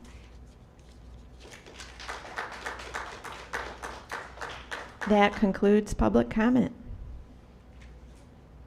Okay, thank you all for your comments. It's good to hear from folks in the public. And with that, I ask for a motion for adjournment.